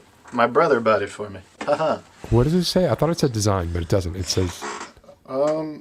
It says designual? Designual. Yeah, I think something like that. Or no, desigual. No idea. I'm not sure. It's not I just vulgar. like it because it looks... No, I don't think it is. I just like it because it's sort of a raggedy shirt. Like, for example, it's hard to see, but like the sleeve is like stitched on. Oh, that's awesome. That's very Frankenstein-y. Yeah. But talking about the vaccine thing, it reminded me of something I heard. I don't know if I just heard it in the internet news, so it may or may not be true. But about the Bill and Melinda Gates, is that it? Foundation. Mm-hmm. Like there was a vaccine that was going to be made open source, and then they gave a whole bunch of money to make it patented for AstraZeneca or whatever, which made it a lot worse for people outside of America, I guess. I didn't know that. That's like I said. I can't confirm it. It's just what I heard people talking about on internet news videos and stuff. And then they mentioned that, and in the same video they mentioned, I think it was South or North Africa, where they were testing the vaccine, and they were told that they couldn't get it's not samples, but copies of the vaccine. They were told they couldn't get it as payment, and they were also being charged double what was being charged to the Europeans, and the reasoning was that the Europeans had committed money to the development, and then I don't know, there was a whole bunch of stuff. So it seems like a lot of American stuff is sort of screwing over other countries with it, but I don't know for sure. Yeah, no, I have heard a lot about like sort of preferential delivery being given to and availability being given to those who contributed to the vaccine or contributed to the development of the vaccine. I still think that's BS, right? Because in no way should your means, whether as a country or an individual, determine whether or not you get the vaccine. So while on one hand, like I see that news and I'm like, oh, this is great if it's true. On the other hand, I'm like, we really need to be working towards global vaccination, not just being able to tick a box that says, oh, well, this country was able to get 90% of its population back. Because the truth is we're not going to get everyone vaccinated because there are people who are just never going to get vaccinated. They're scared of it. They think they're going to get microchipped or something. Yeah, exactly. And it's like, it's the whole thing with vaccines, right? Is if you want to ever have travel again to your country, it doesn't make sense. It's like if your whole country is immune, but the virus is raging out of control in, I don't know, Germany, and then, the Germans get some variant of the virus, and that comes to America, your vaccine's no good anymore. It's like you want to make sure everyone gets it. And I saw also, they were talking about how like a lot of, taxes and stuff were put into the development of the vaccine, but then the vaccine is being sold by private companies. It's like you took public money and now you're selling it for private gain. It just, the whole thing is a bit bizarre. But I mean, if the U.S. can get themselves fully vaccinated, like they say by the end of May, maybe, I don't know how philanthropic, is that the right word? Philanthropic, sure, yeah. But, at least that would let them maybe focus some efforts on helping other countries out at that point. If you're looking for like a silver lining, maybe. I'm always looking for a silver lining. I think you're probably right because once, the United States is really good at wanting to appear philanthropic, as long as they've got their own ass covered first, right? But it still sucks, right? And like you said, travel would still have to be restricted because it doesn't matter if you're vaccinated against B7436 if B7437 isn't stopped by that vaccine. So, exactly. Yeah, it's still a very scary time. It's just it seems a little better than it was 6 months ago, maybe. It definitely feels like we're on the downward slope of the graph at this point. Yeah. The upward sort of emotional slope. Yeah, the sort of the mental return to normalcy, which I guess is what is it? Was it Texas is trying to do? They're trying to make everything seem normal because you hear the good news. It's like by the end of May, everything's going to be back to normal. It's a little preemptive. It's a lot preemptive. Well, time-wise, the fact that it's just a little preemptive is what makes it so frustrating. It's not like we're saying the vaccine is or vaccination is a year away, and Texas is saying, well, our people won't stand for a year. It's a couple of months. It's like just hold on a little bit longer. That's what's so frustrating about it. For when I hear about it, and sure, when most people hear about it, it's like, why get so close to the finish line to just throw it all away? I feel like a lot of it has to do probably with American leaders feeling sort of like they've got a very angry dog on a leash, because I'm sure it's blown out of proportion as far as the numbers, but it just seems like a lot of Americans have this sort of overwhelming focus on their personal freedoms above anything else, even like public safety or health. So they probably feel like they're going to get more crazy stuff like that riot that happened on the Capitol building against restrictions and things because people are getting angry. So they're hoping that like this will alleviate some of the anger, even if it, doesn't make sense from a health standpoint. But again, that's just my take on it. Yeah, I guess I agree with you generally, right?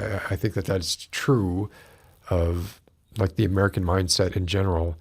But again, I just like, it wasn't like, unless there's something that hasn't been publicized, it wasn't like the state of Texas was on the verge of storming the the governor's mansion or anything like that, right? So I don't know. It just seems like a short-sighted way to. I don't even really see how it helps with voters, but I don't know.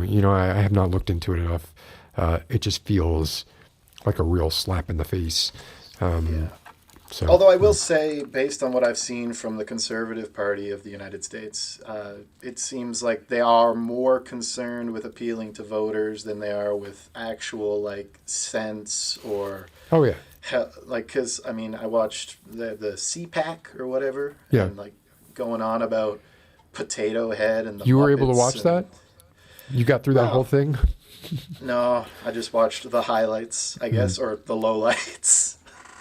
But yeah, just they seem kind of crazy, and they're just so focused on like the one thing they can focus on, which is people's anger. Well, there's nothing like an invigorated base or a rage-filled base to make you, or to, if you can get people focused on something, you can get away with so much other stuff without them noticing, right? So it's almost like a look over here, or look over here while we do all this other stuff that, but don't pay attention to this, right? So yeah, it's a shitty system, but Cawthon, I have someone else in the guest room that I wanted to bring on. So, All right. Was there something else you wanted to discuss, or you? No, originally I had come on here planning to talk about movies since you started the stream off with a movie and we're talking a bit about movies in the chat earlier. But if you've got somebody else lined up, maybe they'll have something interesting to talk about. Well, is there a movie that you wanted to discuss in particular? Is there, or just... Well, I guess I was thinking more of like a compare and contrast. So earlier I was mentioning my favorite movie in the chat, and I wondered if maybe you had a favorite movie and you could discuss about the reasons behind that, and then I would discuss the reasons why mine is my favorite sort of thing. Oh, fuck. You go first, Cawthon. All right. Well, the one I mentioned in the chat and the one that is my favorite movie is actually Cloud Atlas, which is it's a movie adaptation of a book, but I have not fully read the book. But the movie, I like it. It's got a lot of sort of weird philosophical, and I don't know what religion necessarily is focused around reincarnation, but it's got a lot of reincarnation in it as like the sort of undercurrent. But one of the things I like about it is just that it somehow manages to be like 5 different movies in one. When you sit down and watch a movie, normally you're looking for a certain thing. You want a drama, you want a tragedy, you want a comedy, action, whatever. But I'm a pretty erratic person, so I like it because it kind of covers everything at once, I don't know if have you seen Cloud Atlas? Yeah, I've seen the movie. Yeah. So it's kind of like several stories told in different time periods, all same actors linked together by the same actors, but not always the same people. So like it's about a soul, and the soul is in whichever body is marked with the comet birthmark. Anyway. So, you've got like the first one, which is a sort of like, I don't know, a suspense thriller on the seas about a lawyer. And then the second part, which is about like this 19th century, early 20th century gay British composer, love story, tragedy sort of thing. And then after that, you've got the sort of 70s cop city thriller with Halle Berry and all that action. And then you've got the modern 2012 comedy part with all the old folks in the senior home. And then you skip to the future where it's all sci-fi and Star Wars. Everybody looks kind of Asian and they're in New Seoul. The budget of that movie. Must have been large, yeah. All the Wachowskis were able to get it because of The Matrix, but that was their their downfall. That movie was their downfall, right? As far as critically and box office returns. But Yeah. yeah, It's funny. I worked at the movie theater when that movie came out, and I remember how many people came out and hated it because they didn't understand what was going on at all in the movie. I'm gonna say I didn't love Cloud Atlas. I thought I liked it. I thought it was really ambitious. I do feel like it tried to do too much. Like, I understand what you're saying, like the variety of having essentially, but it's sort of like that adage of a jack of all trades, master of none kind of thing. To me, I just felt like nothing really resonated with me. And I like anthologies too. So I think I'm generally pretty good at, well, I think I'm okay at following stuff. I didn't feel like I was lost. Although I may have been at like some parts. I guess I feel like once I get into a groove on something, I want to kind of stay in that groove. And I feel like maybe that's why that movie didn't resonate with me as much, was because there were parts where I was kind of like, oh wait, no, don't go here, right? Like I'm just kind of getting into this right now, right? So I liked that movie, but I didn't love it, and I didn't read the book. I know there are a lot of people who are like Lisa is saying, yeah, the book is one of her faves. Lirio, I'm sorry, we're going to get to you in 1 minute, I promise. Lirio is in the guest room. As far as a favorite movie, that's like an evolving thing, right? Like my favorite movie 10 years ago, 20 years ago would be very different. There was a time when Manhattan was my favorite movie. Obviously, so that's a 1979 movie by Woody Allen that I can't watch Woody Allen movies anymore for reasons that are, obvious. It's very, like, I just can't. Like, I'm kind of disgusted. In fact, there's a new series called Allen versus Farrow on HBO, which sort of details, I was able to, in my mind, sort of write him a pass and somehow believe him because I wanted to, because I still wanted to be able to enjoy his movies, or believe him with the whole Sun Yi incident. But once the stuff about his daughter came out, then it's just like, this is like, not only is this something that is a pattern in his life, it's a pattern in his art. And like, you can't watch a Woody Allen movie without there being like an 18-year-old girl being pursued by an older man. It's like the backbone of every one of his movies. It's almost like he couldn't even escape his compulsion, whatever this disease is. I don't know if it's a disease or not, but whatever his, it is a disease. Like whatever the problem is that he has, he couldn't even escape it in his art. In fact, he, up until a certain point, was using his art as a way to sort of further explore these sort of taboo and immoral fantasies that he was having. So I can't watch Woody Allen movies anymore. There was a time when Manhattan was my favorite movie. And there was a time when Wild Strawberries was my favorite movie. I would probably say now, what is my favorite movie now? I don't know. That's really tough. It's something old. It's not something made in the last 20 years. Although I really admire, like, I feel like movies are doing great now. Right? I feel like there was a slump for movie making in the 80s and maybe the 90s. And it really kind of came back.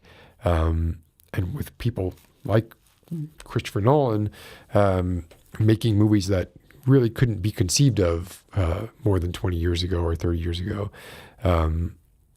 I do feel like there's like sort of a renaissance similar to the way there is with TV. God, I can't answer the question, Jonathan. I can't pin down a single movie as my favorite movie right now. I love Paris, Texas. I love most Wim Wenders movies. I love Psycho. Like Psycho is probably one of my. I think I watch Psycho once or twice a year, just to watch Anthony Perkins do his thing. And I feel like you can watch a lot of movies from that time period and get put off by the acting because it was a different kind of school of acting. But Anthony Perkins is a modern, or was a modern actor, by any sense of the word. Let's see, what else? That's probably like if you forced my hand right now, I would probably, like, if I had to answer right now, I would say Paris, Texas, or Psycho, or let's see what other people are saying, so I can see if I can get my memory jogged. Sure. And I mean, it traces Yes, I am back. watching the series on HBO, Grace. It's horrifying. Yeah. Oh, good night, Warp Raven. Have a good night. The headset. He can't hear me anymore. What was that?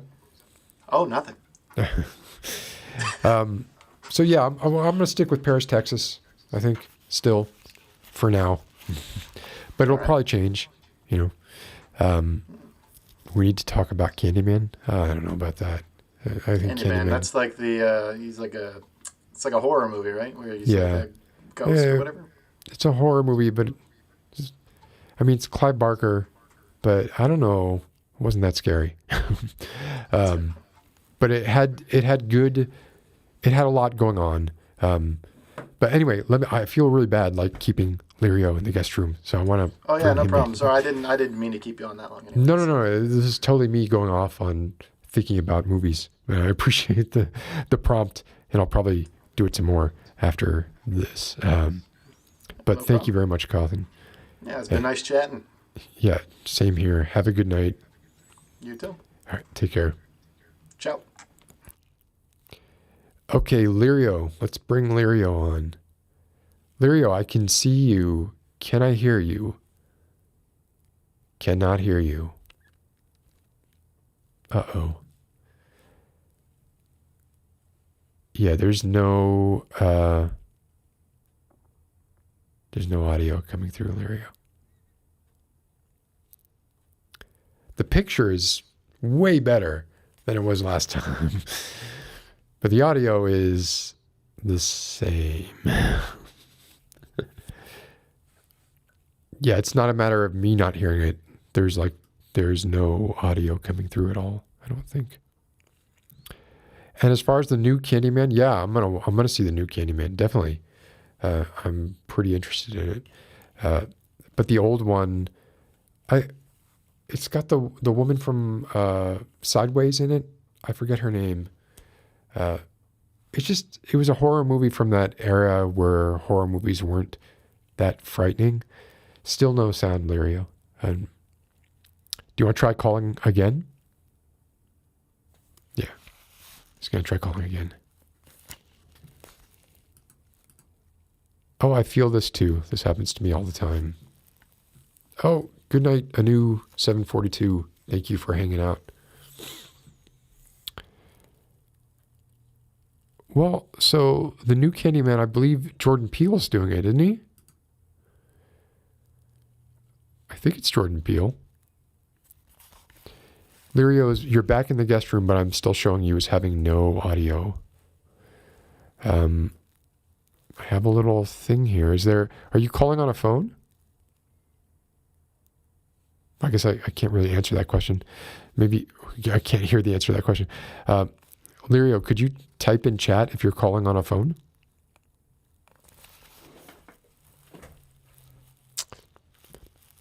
So it should be able come through.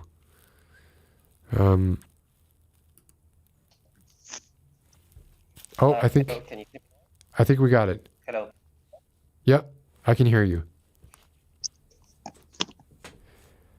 Got volume, got picture. I think we're good. What Okay, changed? well, Did anything change? yes, actually, I cut my hair.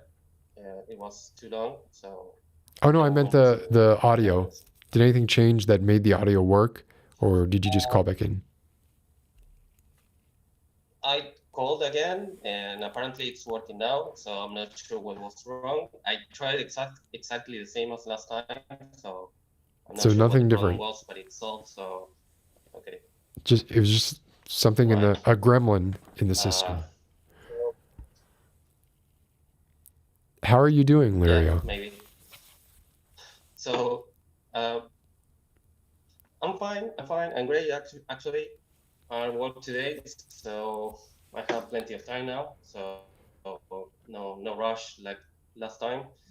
I apologize for what happened. It was kind No, of no, no. embarrassing and frustrating because I didn't know Yeah, what was going on with the I've had sound and so many of those issues, like just everything. So yeah, myself, that you shouldn't feel bad about it at all. But so you said you got a haircut. okay. You got a haircut? Yes. I cut my hair then. Now with the quarantine, much less often because I don't have to go out. Basically, the only time I go out is to buy groceries, so You're in South there's no America, need right? for You're me in to have Argentina? a nice haircut, basically. And well, in Argentina, yes, that's correct. I live in Buenos Aires, and basically here is we still have the quarantine, but basically people are just going about their everyday lives normally. So there's not much of that anymore. So you're technically in quarantine, but nobody is Anyways, abiding by it. is there? Yeah. So the police aren't doing anything about it? Like if you're out and about breaking Yeah, quarantine? something like that. We still have quarantine, but basically we can go anywhere. Oh, No. What I mean is that we still need to eat, so people are going to work and try to live their lives as before the quarantine, and we are waiting for the vaccines. That's one of the topics I wanted to talk about since you were talking about it earlier. yeah, let's talk about it. What is the state of And vaccination I there? want to link it with work. Basically, I work for an insurance company, and So we are receiving. I don't know much, of course, about the subject, but I can tell papers. We are receiving shipment, right?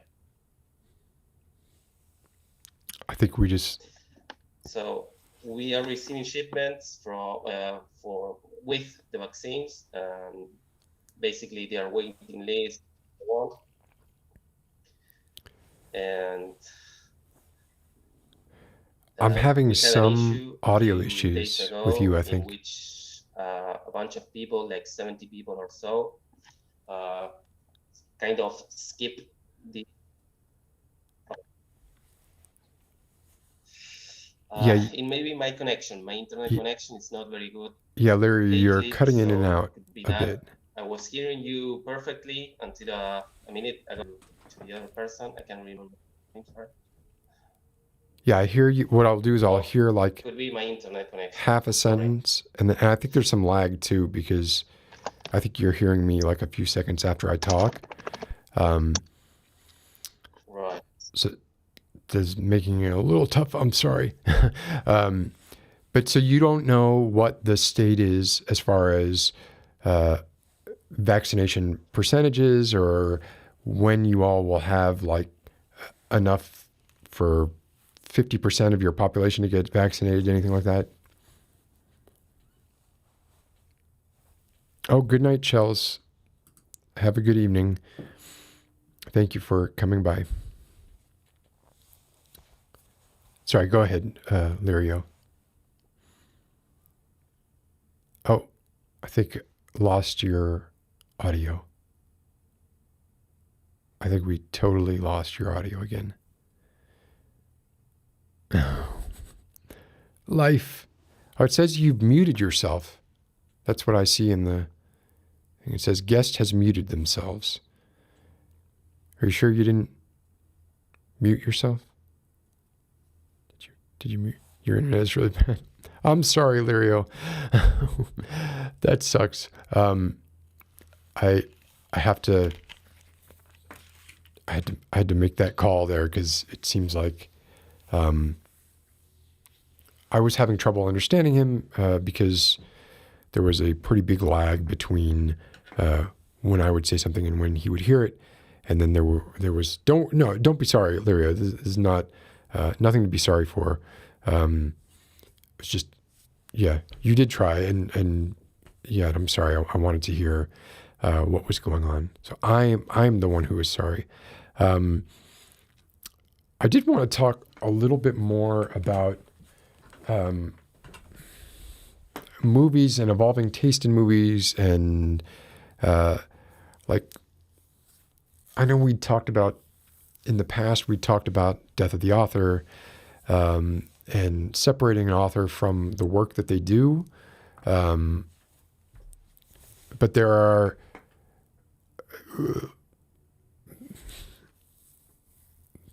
are sort of lines that I guess there are certain extremes that once you hit a certain extreme, it's very, very difficult to divorce yourself from something, especially in Woody Allen's case, when so much of his work just mirrors the very thing that is repulsive and morally reprehensible about his alleged actions, and it's rough. It's hard to, man. Like heroes, just don't ever meet your heroes. Don't ever It's almost like I just wonder. It makes me wonder who's gonna fall next. Like who. Is it a prerequisite of being some sort of? I think it's just I'm trying to be very careful with this, but I think it's just like a matter of if you are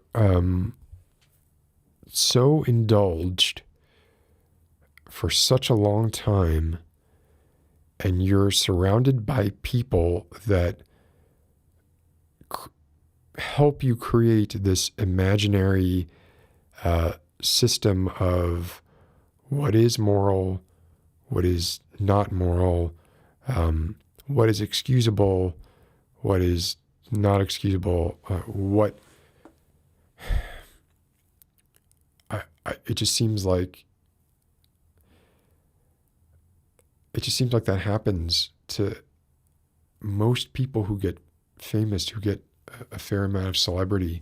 Certainly, if they have it since they were young and for a very long time, where people are just telling them everything that they do is wonderful, and they might sort of externalize their moral compass and rely more, or they might have a sense that what they're doing is wrong. But if they can get enough external sort of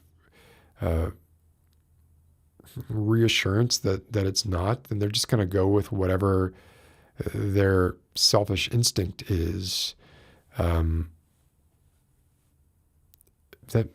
it makes it's sad and it's scary, and it's so prevalent, and it's prevalent in. It's celebrity of any kind, political celebrity, artistic celebrity, Grace here is, making the point about, I think, if you pay for somebody's movie, or you buy somebody's book, this is part one. I'm waiting here for part two. Is a person defined by the worst thing that they ever did? I think in some cases, like, the answer is kind of yes. Like, especially if it's not one mistake, right? Like if it's a pattern of behavior that, like I said, like in this case, is reflected both in the art and life. Not to mention, like, and this is something I only in retrospect sort of realized was iffy. Apparently, on completion of Manhattan, Woody Allen told, I think it was MGM, that he wanted the movie shelved. He didn't want it released, and that he would direct another movie for free. They released it anyway, and the premise of Manhattan is Woody Allen playing a 40-something-year-old man going out with a 16-year-old girl. I think she's 16, played by Mariel Hemingway. So it's just like, how can you... And even it like makes me like, how was that my favorite movie, 15, 20 years ago?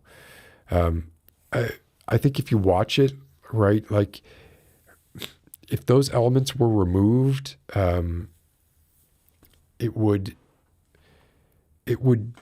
then you could kind of see, I guess I still see it like sort of inherently as a great piece of cinema, but it's impossible to watch without applying the lens that he had. And apparently, like, even Mariel Hemingway's character was based on a real life person.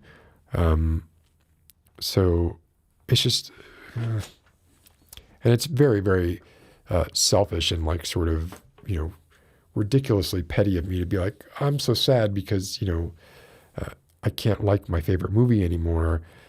It's beyond that, right? Like I was able to make that excuse, with the Sun-Yi stuff, but with the Dylan stuff now, like I can't. Like I see it and my stomach feels gross.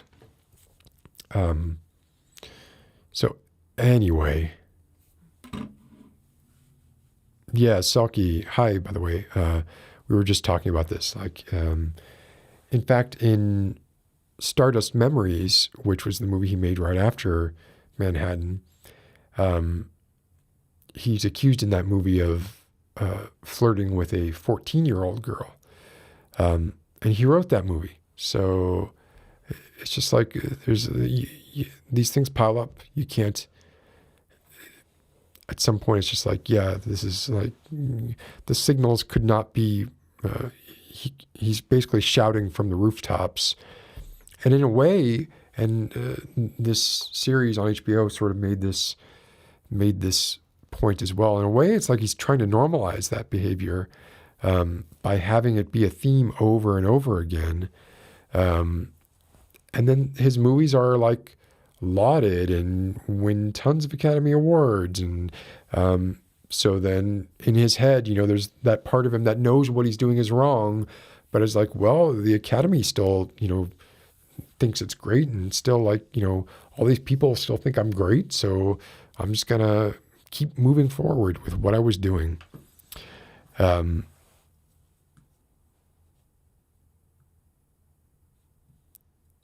Louis C.K.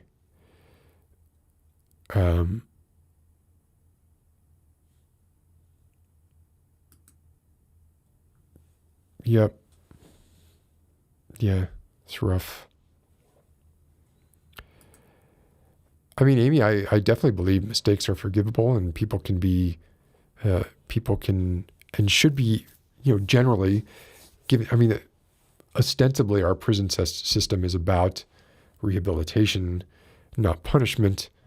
At least that's the boilerplate slogan.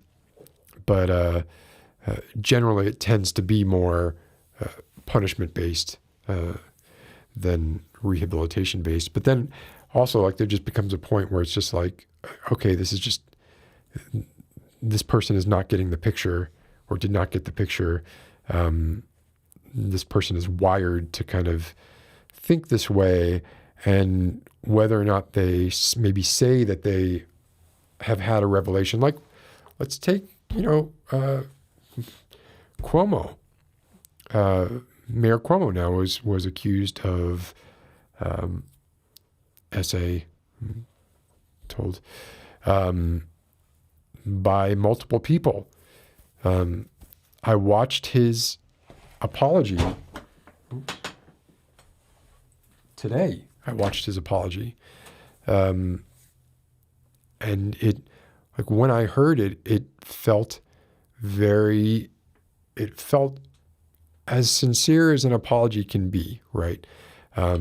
Which you go in, like any apology like that, I go into, I think most people probably go into it a little bit cynical and like, okay, you got caught, so therefore you're going to apologize.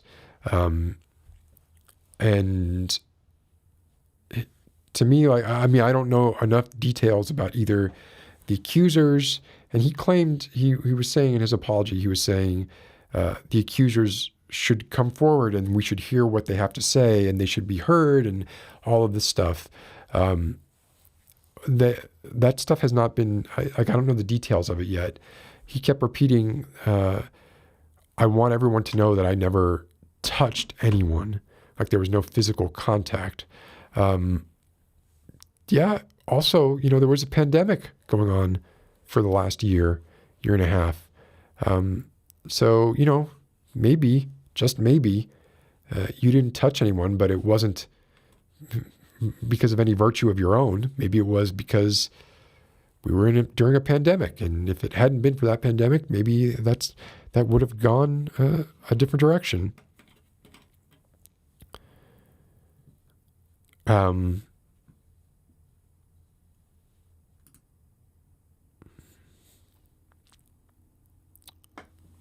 don't know. This is so, like, I have no place speaking about this, I don't think. I don't know, man.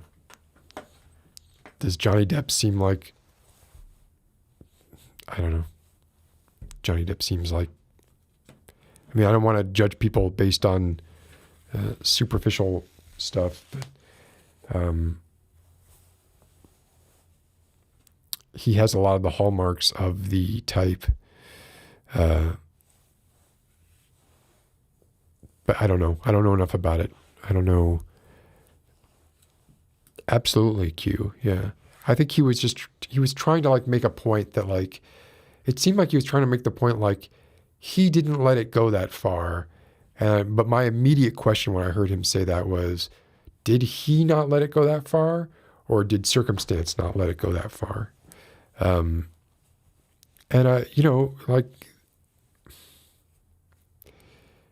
I don't know. I'm going to have to hear more. I'm going to have to hear more about this to know how I actually feel about it. It's tough.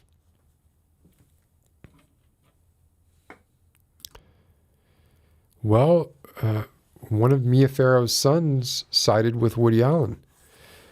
Moses Farrow sided with Woody Allen. So, I don't know.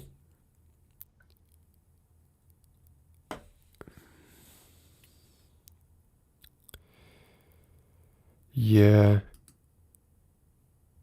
It's tough. I feel like I can't even wade into this. So this was good. I had fun with this stream, I think. Am I playing any guitar tonight? No, I don't think so. I think I felt good about the talks that we had and the people that we had. I want to try and because I don't want to. Here's the thing. I'm having some issue with continuing to do this, like having the motivation and the drive and having enough to talk about, and just the desire and the time to continue doing this every week. And part of that is and you can kind of see, like, if you look at this is the 28th episode, which is crazy to me. I know that's not a lot by many, many standards, but if you had asked me at the beginning, I figured I would maybe do 10 of these or something. Oh, Amy, I would love to talk about ghosts. Yeah, that's you may not like my point of view on them. Just the fact that I don't believe in them, but I also don't not believe in the possibility that we were talking about last week, that our senses might not be attuned to actually discern reality, and they're more attuned to discern what we need to know in order to survive. And reality, those, in no way are those two things synonymous, right? Jay, you got a cute pet mouse. What's your pet mouse's name?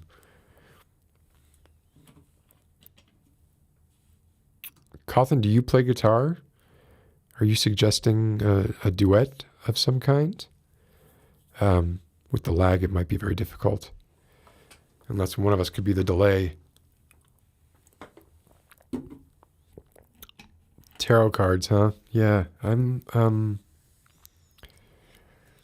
not really a tarot person. But I don't want to, I mean, if there are a lot of people here who are into the tarot and that's what is settled on and what people want to do, oh gosh, people seem to like the idea of a tarot. Oh boy.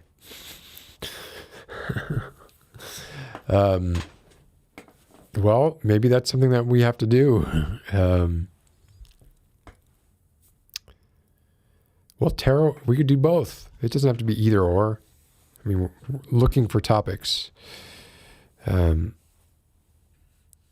Yes, that would be great.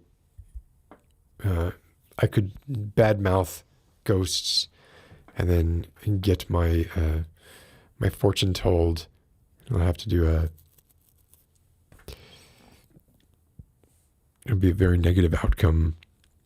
But anyway, so yeah, I would say, like, if you look back at the earlier ones, you'll see they went for like 3 or 4 hours. And I'm trying to kind of maybe keep them to a more modest 2 hours and maybe do more of the, it's weird, you know, like I started doing these so I could do something not regimented and that didn't feel like it was needed, and there wasn't like a lot of pressure around it. Whereas if I released these on like my main channel, I would feel more pressure. And so now I'm like, well, but I want to do one now that's even less pressure than this. I want to do one that's like, that's why I like the pickup ones.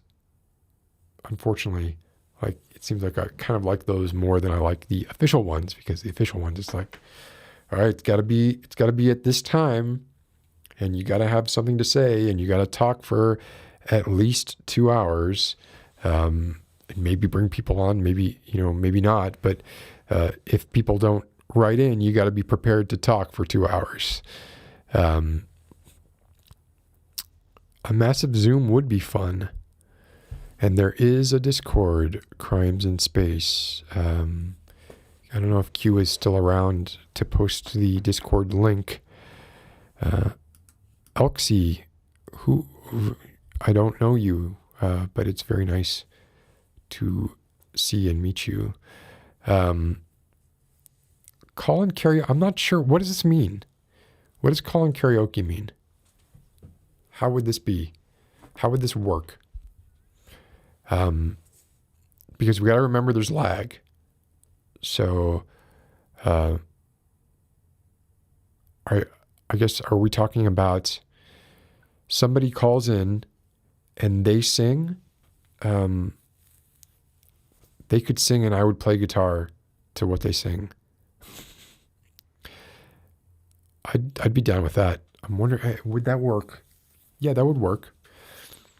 As long as there's no lag. Like sometimes, like it depends if the call has lag or not. If the call has lag, then it's impossible. But most of the calls don't. Oh, Livy. Oh gosh. I'm guessing there are a few. And I'm definitely doing the hummingbird ASMR. I have to go ahead and go down to the UPS office to pick up that second hexagonal. Where's the first one? Here, a second. For those of you who do not know. The closet. What did I do with it?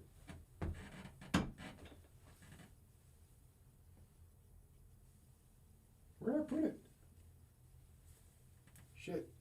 Am I gonna have to get... I'm gonna have to order another one? I might have brought it downstairs already. I think I probably brought it down to the basement already to do... to prep, because I knew it was coming. I knew the second one was coming, and the UPS driver just like gave me no time at all. Yeah, it's not here. I hope it's downstairs. Look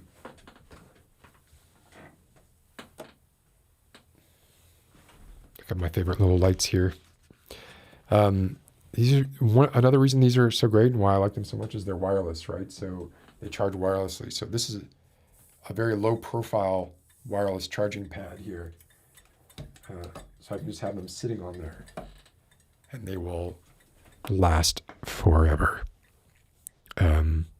Yeah, so there is a Discord, Crimes in Space. Please join. That'd be great. And we can do stuff in Discord too. I want to try and maybe pay more attention to that as well. Let's see, what was... Yeah, that's true, Q. And I totally appreciate it. That's one of the reasons I wanted to, I mean, not you specifically, although also you specifically, but I wanted to make sure that it was like at a regular time, that if people wanted to be there, they would know to be there. And if they wanted to not be there, they could know to not be there. But it does create that kind of pressure. And I'm not always feeling it every Wednesday, you know. Oh man, I would get, that wouldn't be fair. I would just always be the one tossed out. And I'm never the imposter. I never am. So, yeah, so I guess I'm trying to do sort of, oh, I did get, check this out. Look at this. It's a beard brush, which I've always used a comb in the past, but man, a brush is so much better and actually like works so much better. Is that, let's see. Let's see how that sounds. Let's see.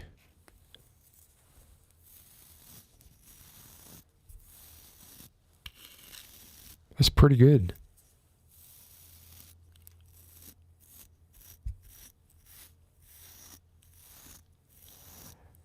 I don't know any of those things. Q. Jackpox, Scriblio.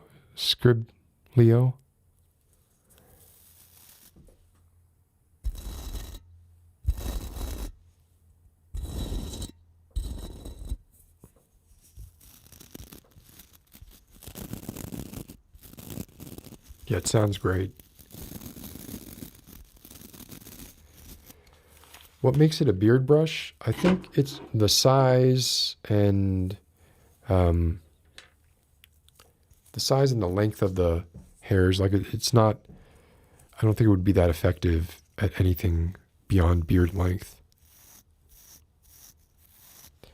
But that's what I got. Check this out. All right. Yeah. You know, when you were a kid, you really wanted one of these that you could just take out of your pocket, flip it back. I mean, it's cooler than it's as cool as a flick knife.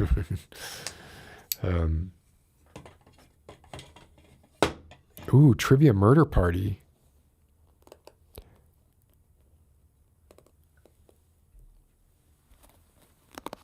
These sound great. I don't know anything about these at all, but they sound great. So we should probably, talk about doing something with them. I'd be down with that. So, but that's why I've been being a little more sort of casual and laid back about these, and maybe not wanting them to go quite as long. And I think in general, I think I need to be better about handling guests. And, it's sort of my job to, if I'm doing that, to provide direction and to keep things on track and to keep things moving. I mean, that shouldn't be the guest's job. They should just, feel at ease. Oh, you and me both. Crimes in Space. Pony Boy. Everyone in that movie. Ralph Macchio, Emilio Estevez, Patrick Swayze, Rob Lowe, Tom Cruise. Speaking of deepfaking Tom Cruise, Matt Dillon. Every heartthrob. C. Thomas Howell. I guess maybe not quite C. Thomas Howell as much. Every heartthrob was in that movie. That was like the Expendables of, teenage up and coming stars. That was like Young Guns.